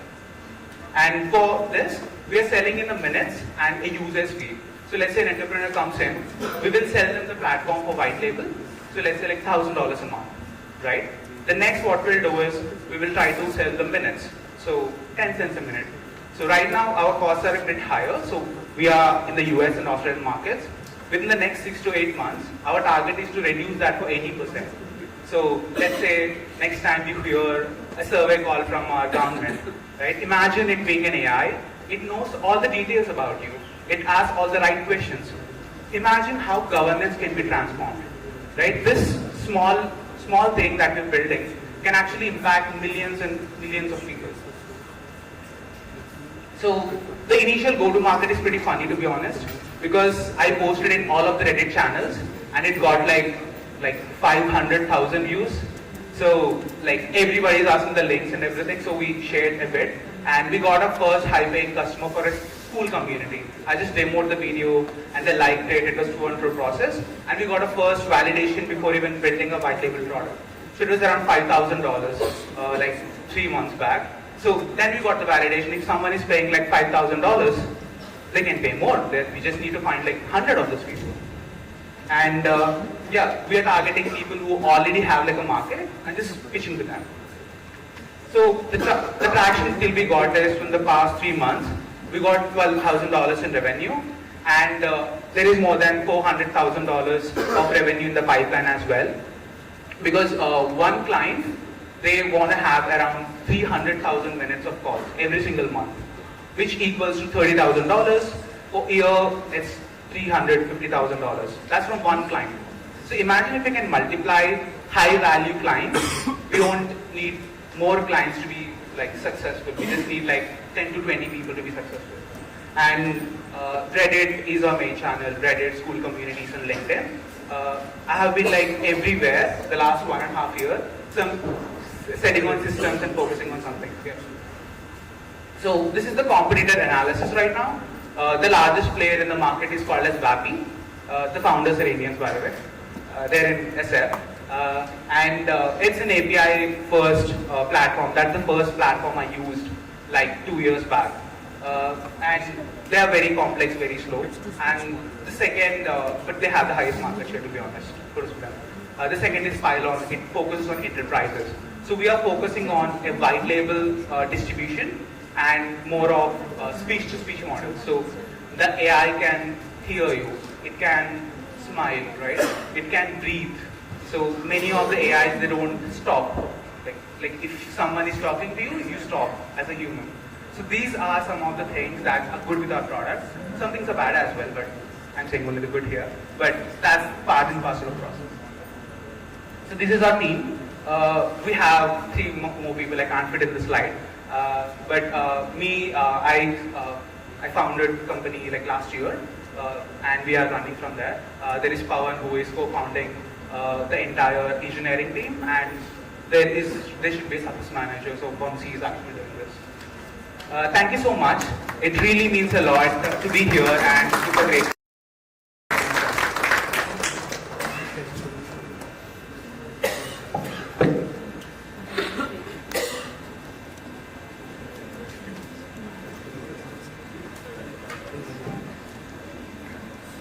We'll start with a slightly difficult question. So one of the biggest issues with building products on Cursor or any other live coding platform is security, right? So how are you dealing with any security related concerns? Because you said you built your entire product using AI. The first part is we actually have a good team who knows entire end-to-end. So like, yeah. So the biggest part is we have a good team who entirely knows coding end-to-end. The people are young, but they want a lot of hackathons and things, so they know in a wide range of spectrum. With AI, the problem is, if you know end-to-end, like we have, let's say Pawan is sitting around here, he can generate all the code, but he will understand every single line of it. To be honest, 2 days back, we just burned 20,000 rupees in 1 day on code, on the new Opus 4.5. If I want to get the same output, I might need like 5 engineers working 2 months. But we get that output in 1 day, but all of it solved a very crucial problem for us. And the second thing is, when you're selling for US, there is Europe is GDPR compliance. So that around cost is like $50,000 per year. We don't have that kind of money. What we did is, there is an open source tool called as Comp AI. We actually took that, introduced, like self-hosted ourselves, tweaked it to our requirements, and we actually submitted proofs that all of the requirements of HIPAA and GDPR are fulfilled. So we find a way actually to get this security and everything covered. Yeah.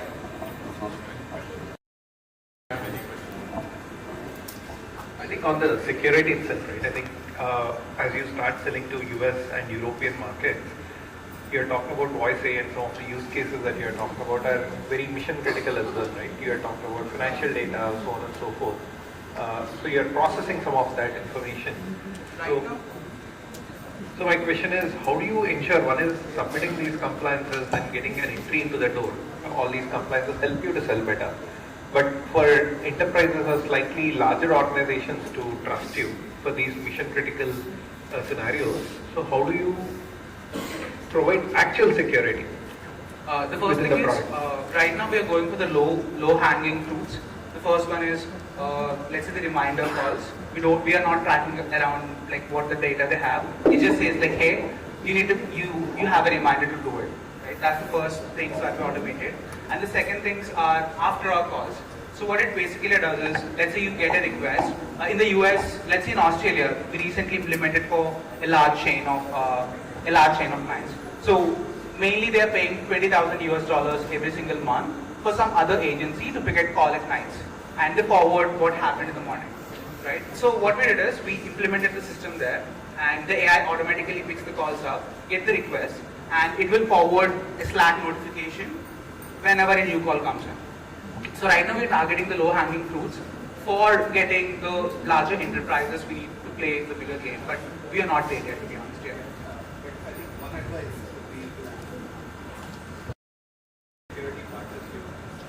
Sure, definitely. Then I need your help in that actually, so yeah, sure, definitely.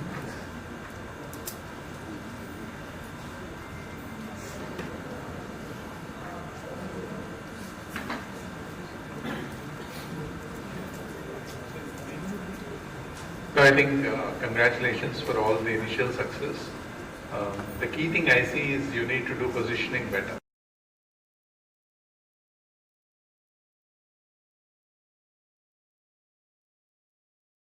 Then there's Nurex, there's a whole bunch of them too. And they're multi-billion-dollar companies already, AI first. So I would say just try and position well. I mean, if you're saying, look, I'm giving this to agencies mainly for automated reminders after our calls, there may be value, but like just stick with, what is your positioning, and that you're the best in that. I think that's extremely important. Definitely. Yeah, well done. Thank you. Thank you so much. Thank you so much. I next call upon stage our second startup for the day, C2 Sky AI Private Limited, and its founder, Mr. P. Bharani Chandra Kumar.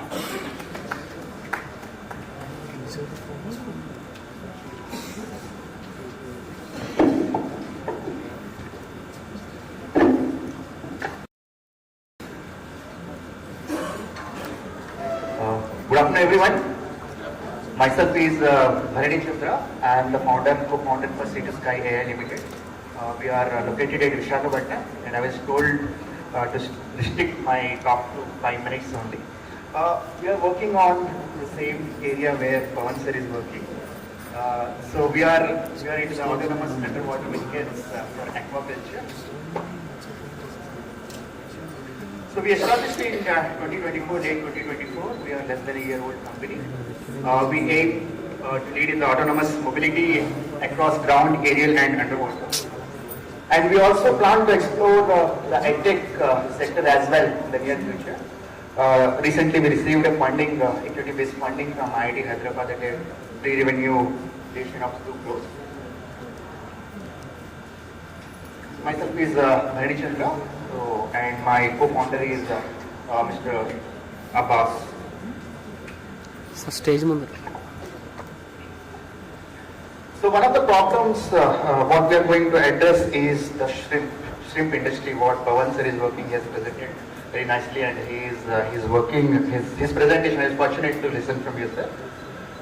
The main problem here is manual monitoring of the water quality, and the second thing is health monitoring the shrimp. So we have visited more than 30 to 40 shrimp farms, and what we found that the main problem what they are facing is they have done all the tests, all the water quality tests, everything weekly once, and at the latest stage maybe in 3 days. But the main problem what they found that even after doing all the tests, in some of the cases their crop was destroyed. So they don't know what is the reason behind that one. After doing several discussions with them, what we realized that the water sample what they were taking is from the one part of the pond, but the contamination has started from the other side. Since they were taken from the other part of the pond where the water was not contaminated, they were feeling that yes, it is all right, and they didn't do any further monitoring or any further treatment. However, their crop was destroyed. So what the main reason is they have taken the sample from the fixed place. So what we are proposing here is, and the second thing is health monitoring of the shrimps. So that is also one of the main problems which was not explored by many of the researchers in this particular company. So day by day growth, how the shrimp is growing. Still the people go with the manual process. They take the shrimps out of maybe 10 days, 20 days, 30 days, 50 days, 90 days, 100 days and they see the count.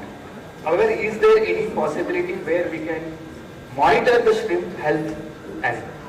So we propose the AI-based autonomous underwater vehicle with sensors and cameras on it. And it is a portable vehicle. It is, it can be, it can move across the pond and it can be taken to another pond as well. So this is the very basic prototype what we have built, and this is bit rugged one what we have built as part of to solve these particular issues. And we have visited many farms. We have discussed with 50 farmers, shrimp farmers who have in 30 to 40 acres, on an average 30 to 40 acres of the farm. And 3 to 4 farmers have faced that particular problem. So this was, I don't know whether it will work or not. So we have tested these prototypes. The first one is very basic prototype which we have tested the water tank, and this is another in the glass tanks where we could able to get the critical parameters like pH values, DOs, salinity, TDS and so on. And it can be immediately conveyed that information to the farmer. If the value goes beyond a threshold, then immediately he will get an alert and he can take the action. That is the first thing. So real-time alerts. The second time is not only the real-time alerts, it will also tell us with the exact GPS location. If it is, let's say, 10 acres of farm, it will exactly tell us the quality of the water quality parameters at each of these parameters. So the problem what we are going to solve, what we are solving is the problem that we are trying to monitor the complete pond with this movable or portable vehicle. So I don't have the video, but it can move across the pond and it can tell you the water parameter at each of the, at least in 4 to 5 meters, what is the contamination. And the go-to-market strategy is for the initial phase 1. We plan to deploy 3 autonomous underwater vehicles, which will cost approximately 1 lakh to 5 to 7 pilot farms in Andhra Pradesh. In Andhra Pradesh, there are more than 2,000 registered shrimp farmers. It is a highly unorganized sector, but in Andhra Pradesh itself, there are 2,000 plus registered shrimp farmers. And then in the phase 2, in next 22 years, we would like to expand, and we target is 150 AUVs. And in the long-term growth, we would like to supply 1,000. We would like to go to global, and we would like to supply 1,000 AUVs. So the other products, these are some of the other byproducts. EduTech as well, because most of the students now, the children especially spend, the screen time is very high. So this is because you can see that many of the robots, DIY kits for the robots are available, DIY kits for the drones are available, but DIY kits for the underwater vehicles or surface water vehicles are not available. So this is another vertical what we are exploring along with the first one. So thank you very much.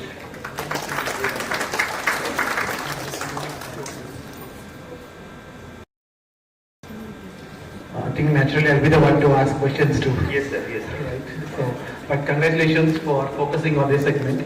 Always happy to see when folks like you, colleagues like you come and work in this segment. Before any questions, if you want to test any of this, happy to. We also have a center of excellence of our own farms where you can test it out. Happy to make it, right? Thank you sir. Coming to the questions part, what is the price for this? The price is 1 lakh rupees. What we 1 lakh rupees basically. So, and when we speak of this particular tool, right, if we consider one farm, let us say they have about 5 or 6 ponds. What we're proposing here is the farmer will use this from one pond to the other, right? There's a big problem for biosecurity, right? How do we solve that? Yeah, the cross contamination is one such thing, but we sterilize before using this vehicle to the another one. It's underwater, right? It's very, very tough to sterilize it completely. Please look into that. Maybe if we can make it some IP68 kind of a model. Yes, that is, I think, is a very good, very, very crucial thing for this. The second one is this sensors you're talking about. When you're talking about water quality parameters or shrimp health quality parameters, who's going to provide the sensors? Is it your company or is it some other company? For the time being, we are getting from the TF robot is the one from where we are getting the sensors. Sure. But in the long time, we would like to partner with any Indian company who will be helping us to provide the sensors. Right. So, I mean, more than a question, it's a feedback. Yes, sir. So, finding a reliable, low-cost sensor has been the holy grail of this. So, if we can crack that, it will be a successful endeavor. Yeah. Thank you. Thank you. Thank you very much, sir, for your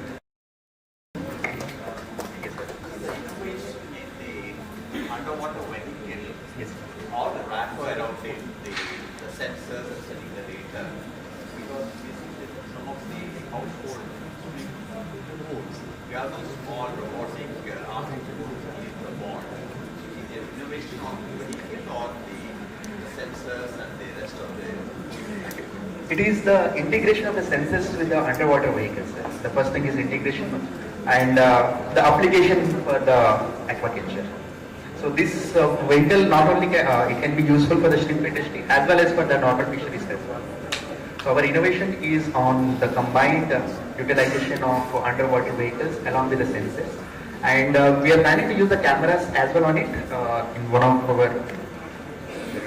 our product. We embedded the cameras as well, which will be in the later stage. We will be using the cameras to detect the health of the shrimp by using the AI technologies. No, one input I have is don't pursue it. Just do one thing first. Yes, sir. That's important. Yeah, definitely, sir. We'll be focusing on aquaculture.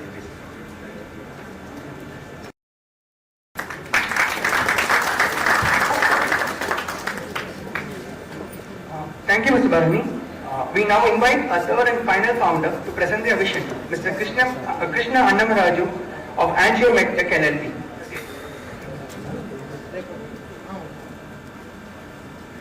Hi, good afternoon everybody. I'm very delighted to be here.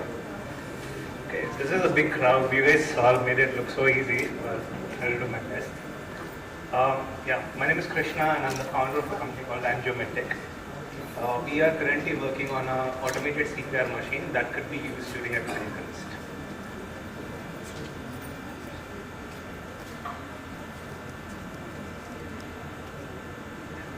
Alright, so some of these people might be familiar to you. So one is a superstar and the other one is a successful startup founder and third is a cardiologist.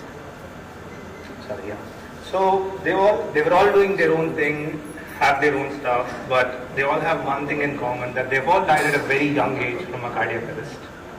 And the fact of the matter is that like we keep on hearing these stories every single day, that a 25-year-old playing badminton or a 30-year-old playing pickleball or a 40-year-old dancing at a party died of a cardiac arrest.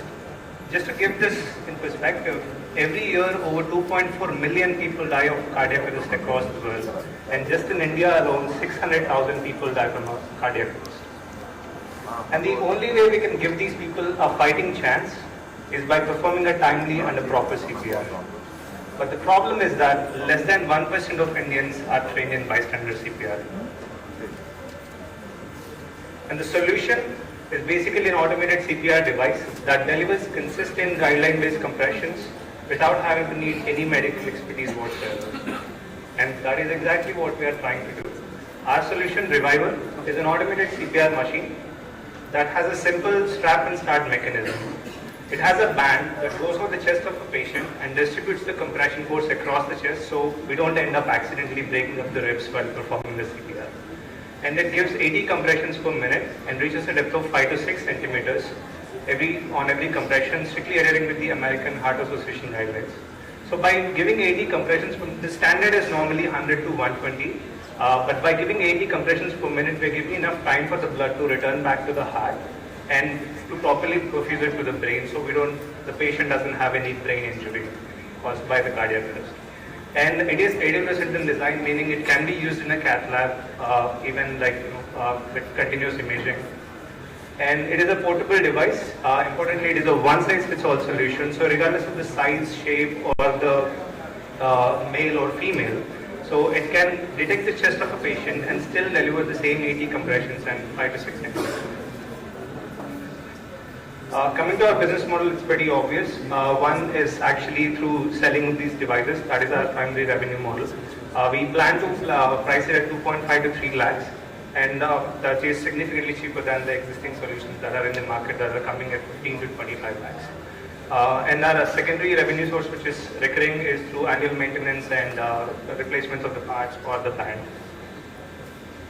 Coming to the market opportunity, India has over 70,000 hospitals and 20,000 ambulances. But our vision is as big as the problem itself. A cardiac arrest doesn't really happen at a hospital or an ambulance. It could be happen on a flight, at the airport, when you're sitting in the office, or when you're driving home. So we want to be as ubiquitous as the problem itself. So just to give you an example, Indigo had about 8 cardiac arrests mid-air and people died. And if you ever flew in Indigo, you would know that you can barely walk in that aisle, let alone give a CPR to a person that has a cardiac arrest. So our TAM comes about 5,000 crores, and our SOM, the serviceable market that we are looking at for the next couple of years after the launch, is 40 to 55 crores. That is the immediate early adopters of hospitals or the ambulances or the airlines or the airports. And our ask, we're trying to raise 4 crores at a valuation of 40 crores in our pre-seed round, and this money will be used for our engineering to enhance our existing design and to actually come up with an end-to-end device where end-to-end cardiac emergency device that has an AED integrated with it, and also setting up our in-house assembly line and for the regulatory filings. Coming to the team, myself, I'm the co-founder of the company. I have a degree in engineering. I've worked in several research labs in India and Canada, from developing drugs to cancer to studying developmental disorders in children. And I've also co-founded the company before this, where we've developed a no-code application for genomic data analysis. And we've landed Roche, one of the largest companies, as our biggest client. And my co-founder is Dr. Andhra Pradesh. He's a practicing interventional cardiologist himself, so you could imagine how meticulous we are when we're developing this to take this into a clinical context. And we have 2 other brilliant engineers on our team. Keval has over 7 years of experience in developing robotic arms for a UK-based company, and Sai is an brilliant engineer who handles all the embedded side of the system. Thank you very much. And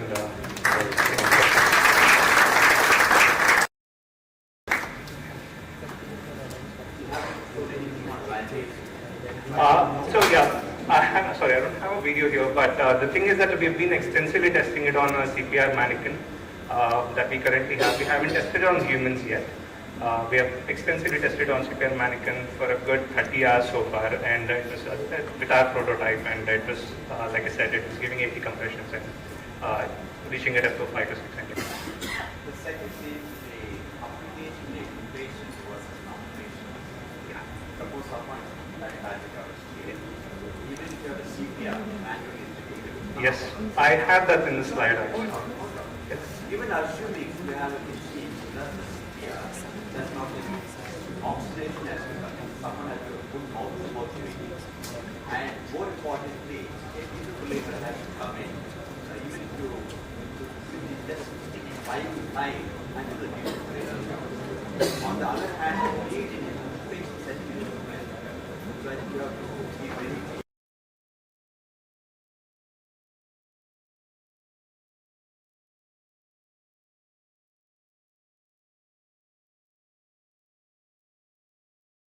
Right now, so that will be integrated with the system, and it will be work in synchronous mode. So we have a mode 32. So after every 30 compressions, we give a pause for a couple of seconds, and the ambu bag starts working, and it gives a couple 2 ventilations that it's needed. So that issue has been solved. And like I said, we do plan to integrate an AED into the system, so it becomes an end-to-end cardiac emergency system. So ideally, we want to be a fire extinguisher for cardiac emergencies. So we do plan to bring it in, and the algorithm will be coded into it.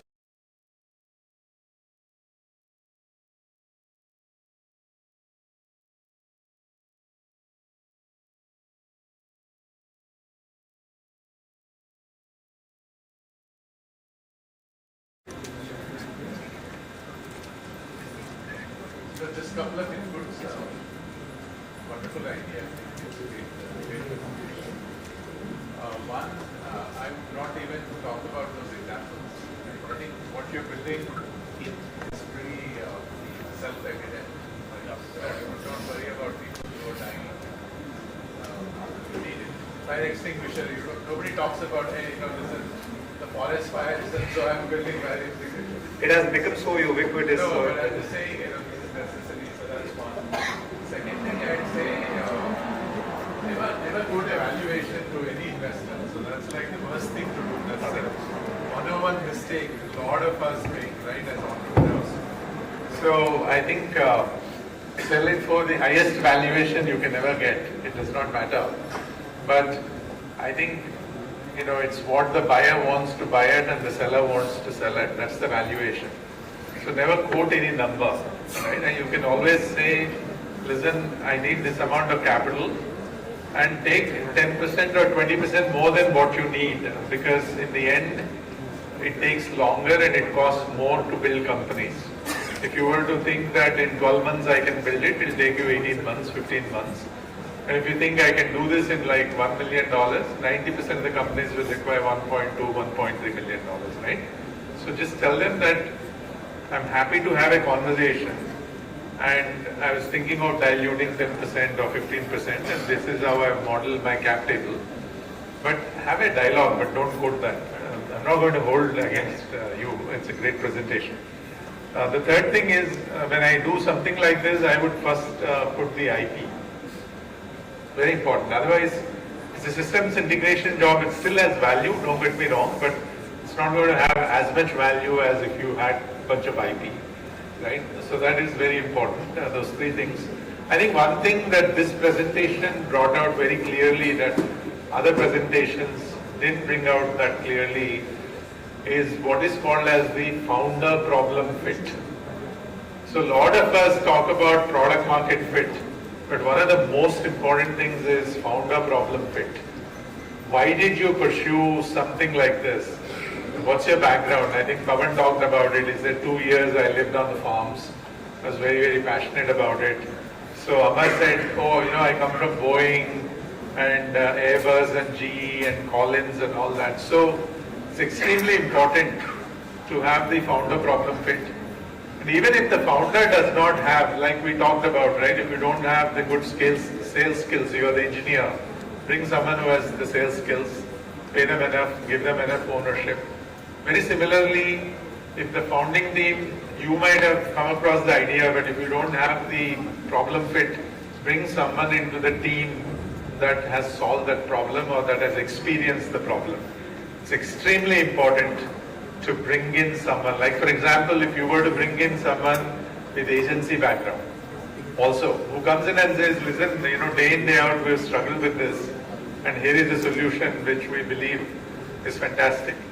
I would bring them either as an advisor or one of them. So just, bit of feedback for you. Yeah. Thank you. Thank you.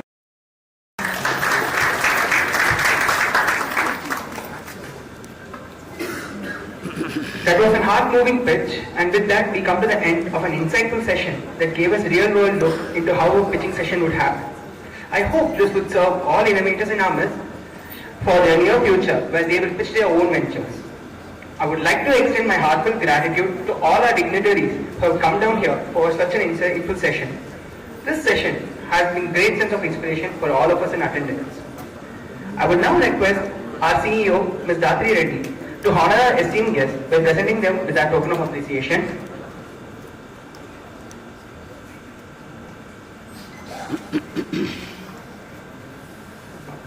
I request Shri PVSL Narayana, General Manager of SIDBI, to come out to the stage to collect a token of appreciation.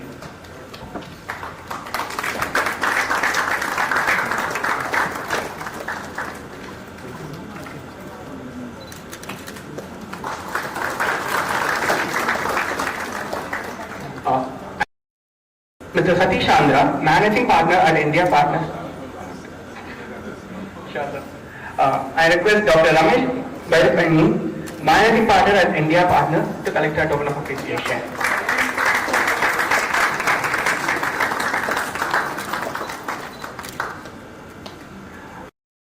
Mr. Anish Ramini, Venture Partner at India Partners.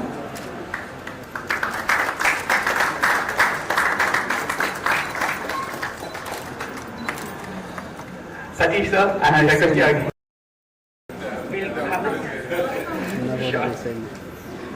I now call upon Mr. Pavan Kosaraju, founder of Aqua Exchange. Please, sir.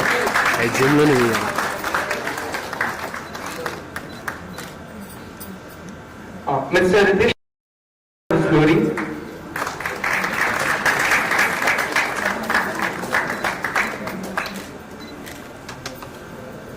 Mr. Ramesh, founder of Blue Jay Aerospace.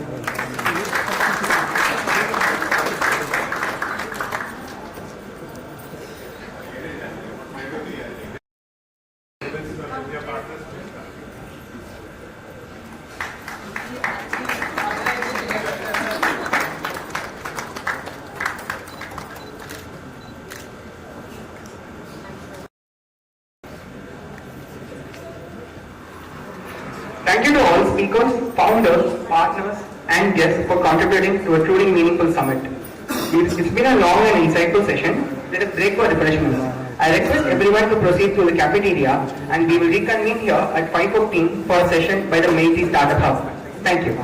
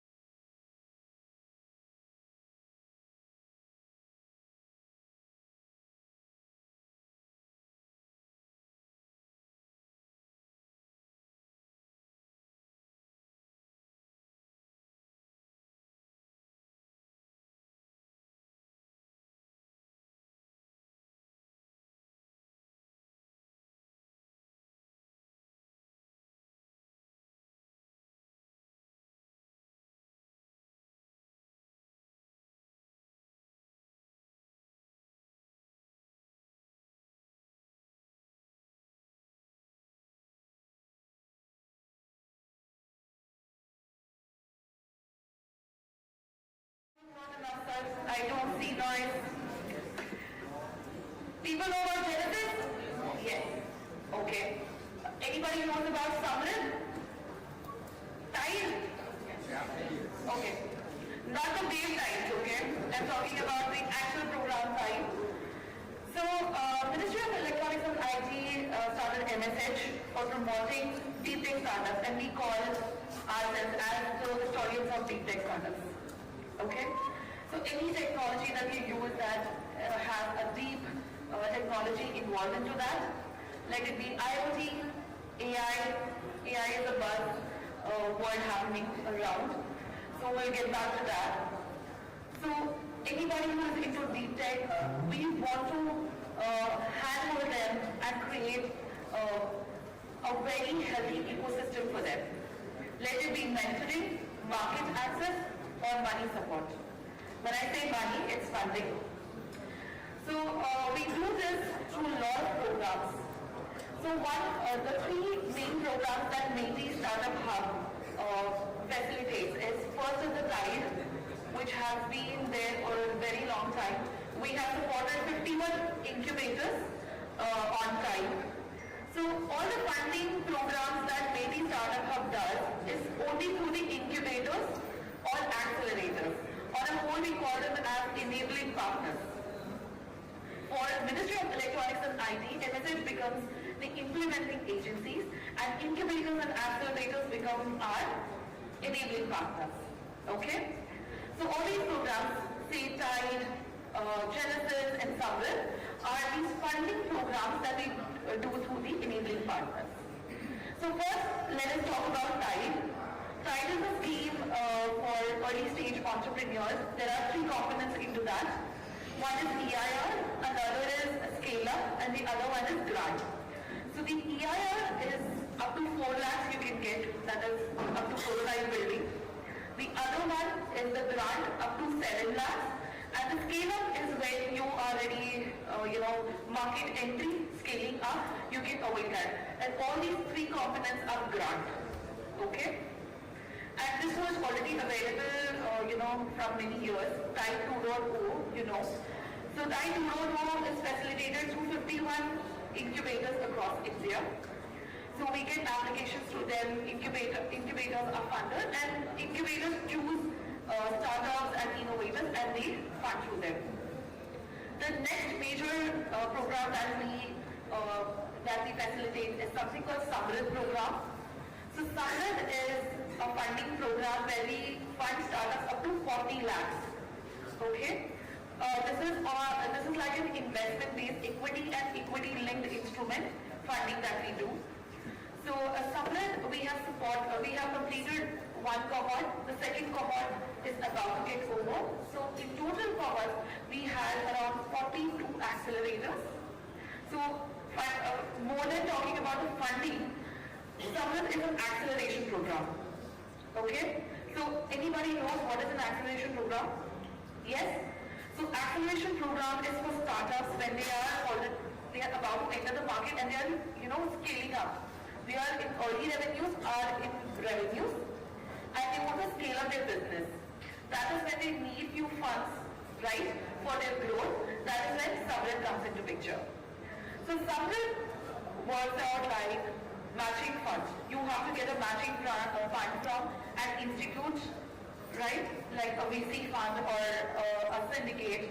You get matching fund through them and we only accept equity and equity-linked instruments. Okay, and then we see your eligibility criteria, what states you're working in, and if they align with NATI's scheme alignment. Okay, and then we do matching fund. Okay, this is Samrit. The third is what I want to focus more, that is something called as Genesis. Okay, so Genesis is basically for startups from tier 2 and tier 3 cities. Especially for startups from rural area or cities having a lot of social impactful solutions that we do. It is for them. But the mandatory eligibility criteria is the innovator or the company incorporation has to happen in tier 2 or tier 3 city. That's the mandatory criteria. Okay. So under Genesis, we have 4 components. 3 components are already live. So if you are interested for the next cohort, you can, we have supported 265 startups till date under EIR program. So EIR is Entrepreneur in Residence. In Entrepreneur in Residence, it's like we give 10 lakhs, up to 10 lakhs of grant to startups. It's for the early stage. Imagine you have an idea, you have a POC working, proof of concept, and you want to create a prototype out of it, right? That is when we give the fund up to 10 lakhs, and then you can make that, okay? The next component is called as pilot component. Pilot component is when you have a work order, you have a purchase order ready, and then we do a funding up to 40 lakhs. And this 40 lakhs will not be a grant, it will be on equity based. Okay, for the money that we put, MSH puts through the incubator, we will have equity charged.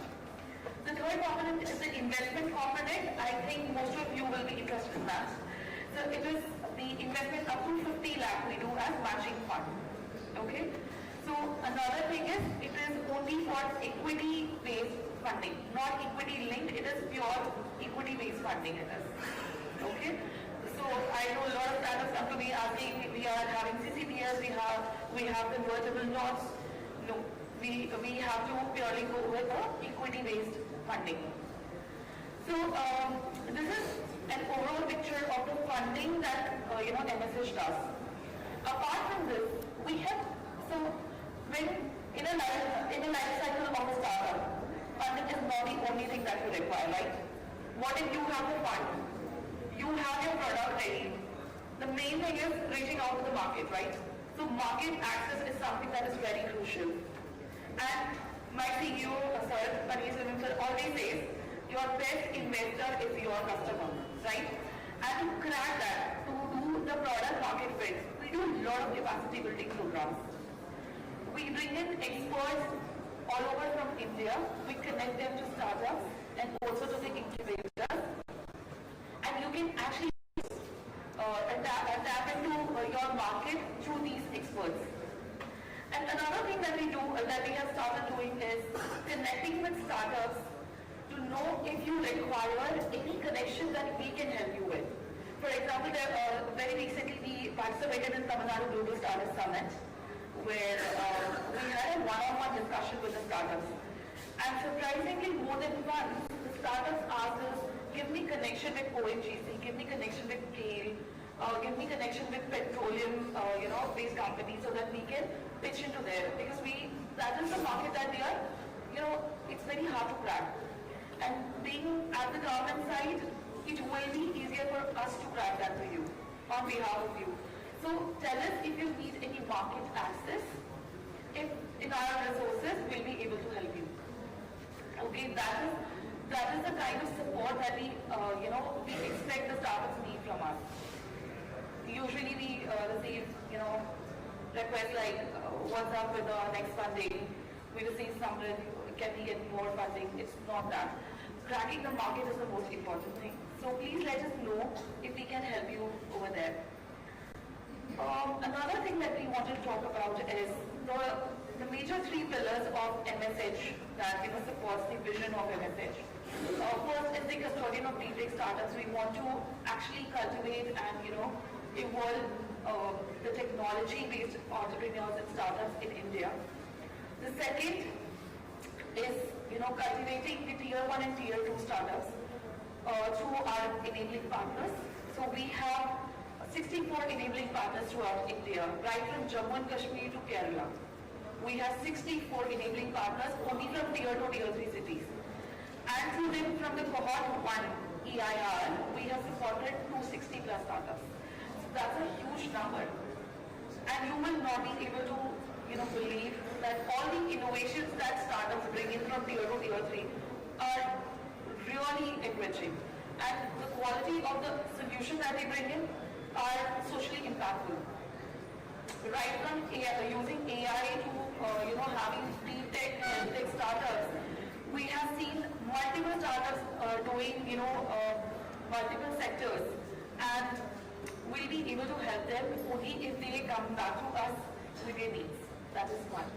The third pillar of MSH is we concentrate on assistive care also. Like Bhashini, it's not just about healthcare as an assistive tech, but also as a language barrier. Anywhere people need an assistance, like senior citizens, or with any capacity building, or with bilingual, or a lot of things. So that is where assistive tech care also come into picture. We are promoting that. And last but not the least, we are also promoting women entrepreneurship, even from tier 2 and tier 3. So let us know if you have any specific requirements that we can fit in. So we usually support startups through the enabling partners. We have 64 enabling partners from tier 2, tier 3. It's there on our website. You can reach out to them. We'll be happy to help you all. Any questions? Because I don't want it to be a monologue. If you have any questions, okay, very quick, please. So what is the least amount of percentage that you accepted for the? Sorry? So the 50 lakh fund. Equity. Yes. What is the least amount of percentage that you accepted from the founder? It depends on your valuation, but we cannot go beyond 3 to 5%. We cannot go beyond that.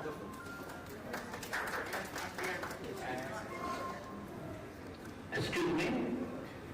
Yeah, there is a mighty some digital marketing support is there earlier. So, are you promoting right now in a digital marketing? Sir, I am not aware of that. So I can get back to you on this. Yeah, please give your name and your contact details. If I am able to fetch out some details, I'll get back to you. Some meta budgets you are supporting to the startups. I will check out.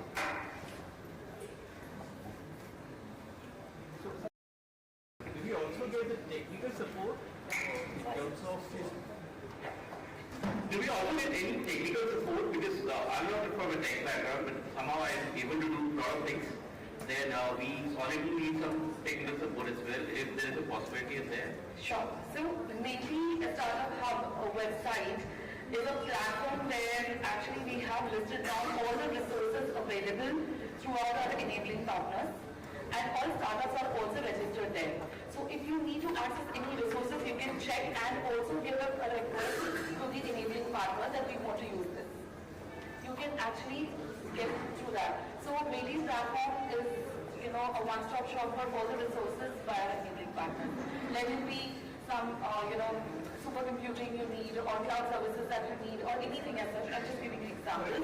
Yes. Other verification system, you can have DigiLocker also. We can help you with that.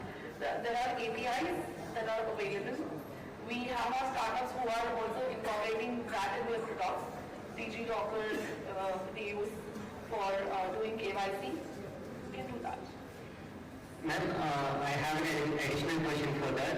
I have built a startup called Harseva, which actually brings all the government schemes, scholarships, jobs and services into one portal. I applied for APIs for government APIs. I have been waiting from 2 months and I haven't heard back from them for the APIs. From who? The API Setu, which is a government site. Is there any... I am not aware of that. Please give your contact so that I can fetch it up. Sure, thank you. Not the APIs, more details or the connections that I can connect you with. Hello. Oh, Digital India program, you're part of it. Okay. Yeah, hello. Let's say we want to start something and we want to have a regulation compliance check for the ITR. So because that involves the aviation, that involves the visa processing, so because we are targeting the different global segment, and it also needs some healthcare compliance check, because right now technology is it's all AI driven. Like if I want to build something, I can do a white code and show it and get some funding. But before doing that, we want to see the compliances for solving any problem. So what kind of support we'll get from MIT? Anything data related, media related, we can help you with that. Policies, government policies, regulation policies. So, your name? Nizam.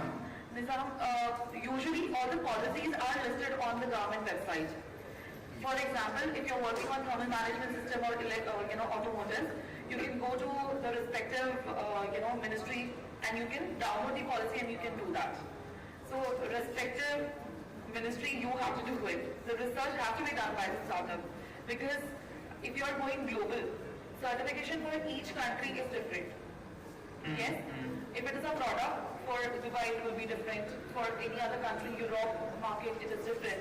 So policy for India will be one, but with respect to different ministries. So you have to practice. Let's say you want to promote something like medical tourism, like there will be some regulations which we need to discuss with the health department, because policies are there, but there will be more regulations on top of the policies, like we cannot consider this situation. So those will not be part of the policy. Is there any way to connect with the right stakeholders to get into a discussion and where MIT can support us? I think the enabling partner, if you are a health tech startup, you should check for an incubator who is under health tech. That's a private, right? That will be a private incubator, but this is backed by Government of India. No, please let me finish. So if an incubator is, they are expert in health tech, they'll be able to tell you what are certifications you need to do and what are policy making that you can, that you have to take care of. Okay. Like for example, because I'm into electric vehicles, so I know about that. So if somebody is making thermal management system, battery management system, something that has to be incorporated in an automotive, I have to just go to ARIA and they will do. Yes. So for healthcare, you can actually tap into some sector-specific incubator and they'll be able to help you out. I think MedTech, for example, AP MedTech zone is very research, right? Yeah. So they can add all these competencies. Incubator is responsible for all these things. Somebody has asked, right? Myself. Yeah. AP MedTech zone is capability of doing all these competencies. But when we are targeting global so they can take care of it. They do that. That's what he's saying. Incubators have their own team to take care of all these companies. I think startups have to do your own research once. Okay. Because you know more about your product and your solution and what type of consumer or the customer that you are targeting. Based on that, you have to do sector check on maybe Startup Hub's portal. Okay, I thought Mighty is supported by central government, right? Ministry of IT. So I thought there could be some support from. So it is electronics and IT. Anything related to electronics and IT, please go to me. I'll be able to fetch you. Okay, fine. Good. Thank you. Thank you, sir. Good evening. This is Krishna Prasad. I have a small startup right now. So we are working on the hardware industrial IoT kits. So we have already made a product with the support of AP MedTech. So we are going to scale that one. We need some seed regarding that one for the building of some applications, agriculture and road applications. You are asking for seed. Seed fund. Seed fund. Sir, again I'm saying, so maybe support only to enabling partners. So they will call out for applications maybe next month or next month. Whenever the cohort starts, please apply to it. You are from which area, sir? Industrial IoT here itself. Sir, I think enabling partners are already there. You will come under Genesis if you are from tier 2, tier 3. Already we are reaching Genesis. Okay, then please wait for the results because that evaluation is happening. Evaluations are going on for Genesis. Once that is done, we will let you know. Which enabling center that you have access to, sir? Which incubator did you apply? Actually, I applied from Karnataka. Okay. Please let us know. We can check the details.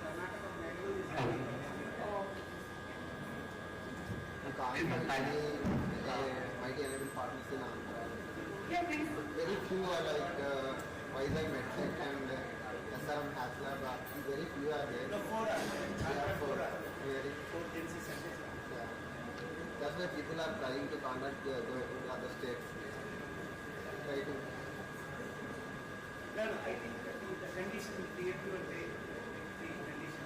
That's what is one of this time. So people are. So the basic, so we have 3 programs. Some with Genesis and Might. If you have a problem with, that you do not fit into the Genesis criteria, you have time to go. But the vision of the program of Genesis is to support tier 2, tier 3 startups and only through the tier 2, tier 3 incubators. That we do not compromise. So this is how we are trying to uplift and give more opportunities to tier 2, tier 3 startups. Yes? Hi ma'am. Yes. My name is Purna. So our product is a SaaS-based platform, mostly for the augmented reality in construction, concentrating on type 2 and type 3. Yes. So does it come under Mighty? It does. And also we want to partnership directly with the state government of Andhra Pradesh. So is there something we can do with? Please check the eligibility criteria for different components. Like for the investment component of Genesis, you're not supposed to be funded by Samrit. There are few eligibility criteria like that. For EIR, you should not have received more than 10 lakhs from any government funding. Okay? There are few criteria. So, we have created the guidelines to specifically support startups who are actually in need. If they have already received funding from others, that is something we have restricted only for the EIR component. And if it is a SaaS, just see to it that it aligns with the scheme guidelines. Okay, that is one. Another is that is something called as ICT domains that we look into when we do evaluation. Check if you are able to fit into the ICT domains. Yeah. Thanks. If the onboarding is from a type 2 or type 3 round, but the company is registered in a type 1, then also it doesn't count. No. So EIR, we support innovators as well as startups. So innovator has to be from the tier 3 and a company has has to be incorporated from a tier 2 perspective.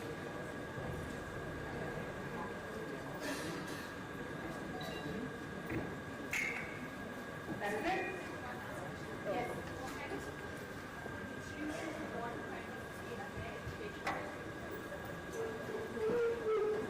So we do all these programs through enabling partners.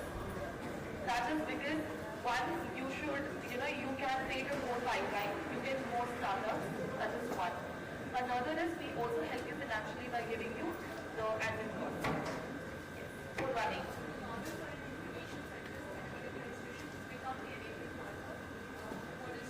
So when we come up with a scheme, we also call for applications for incubators and accelerators based on, like for Genesis we did that, for Samrit we did, for different cohorts we did that. So right now there is no application open for this, but if something comes up, we populate it on LinkedIn and to our social media. So you can always make a collaboration with the employees, existing enabling partners, and your application which are always enabled. We have to employ pipeline system, then you will get a pipeline.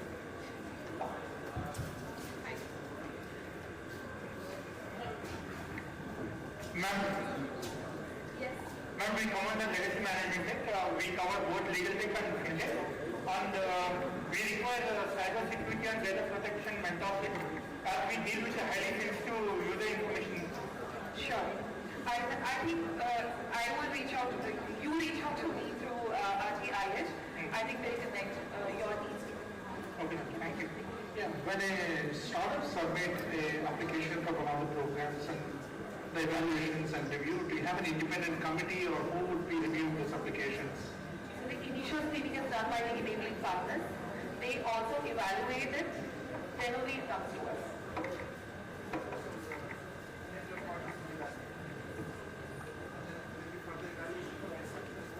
So yes, we do a first level screening, at least checking the eligibility criteria are in place. Yes, we do that.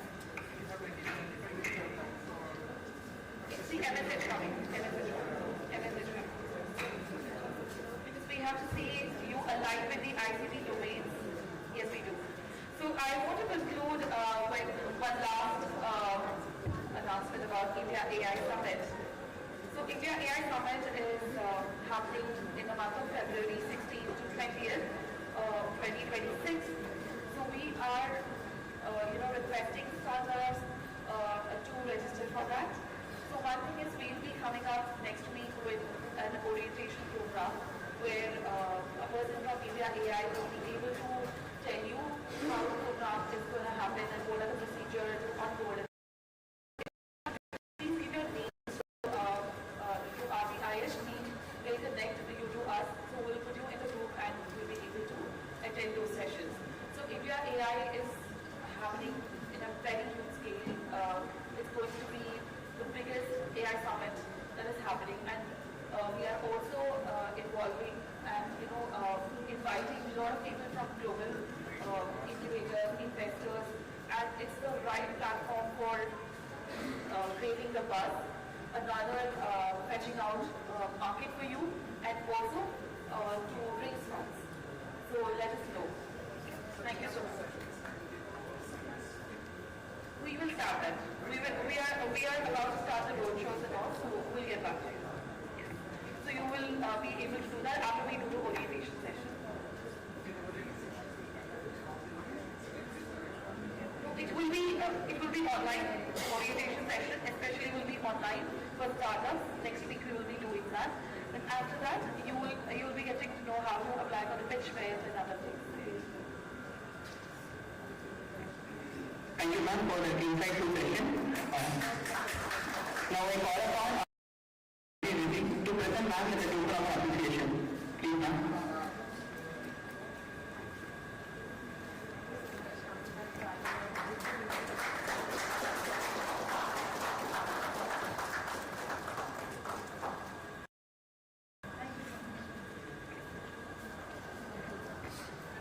With that, we come to the conclusion of our innovation summit.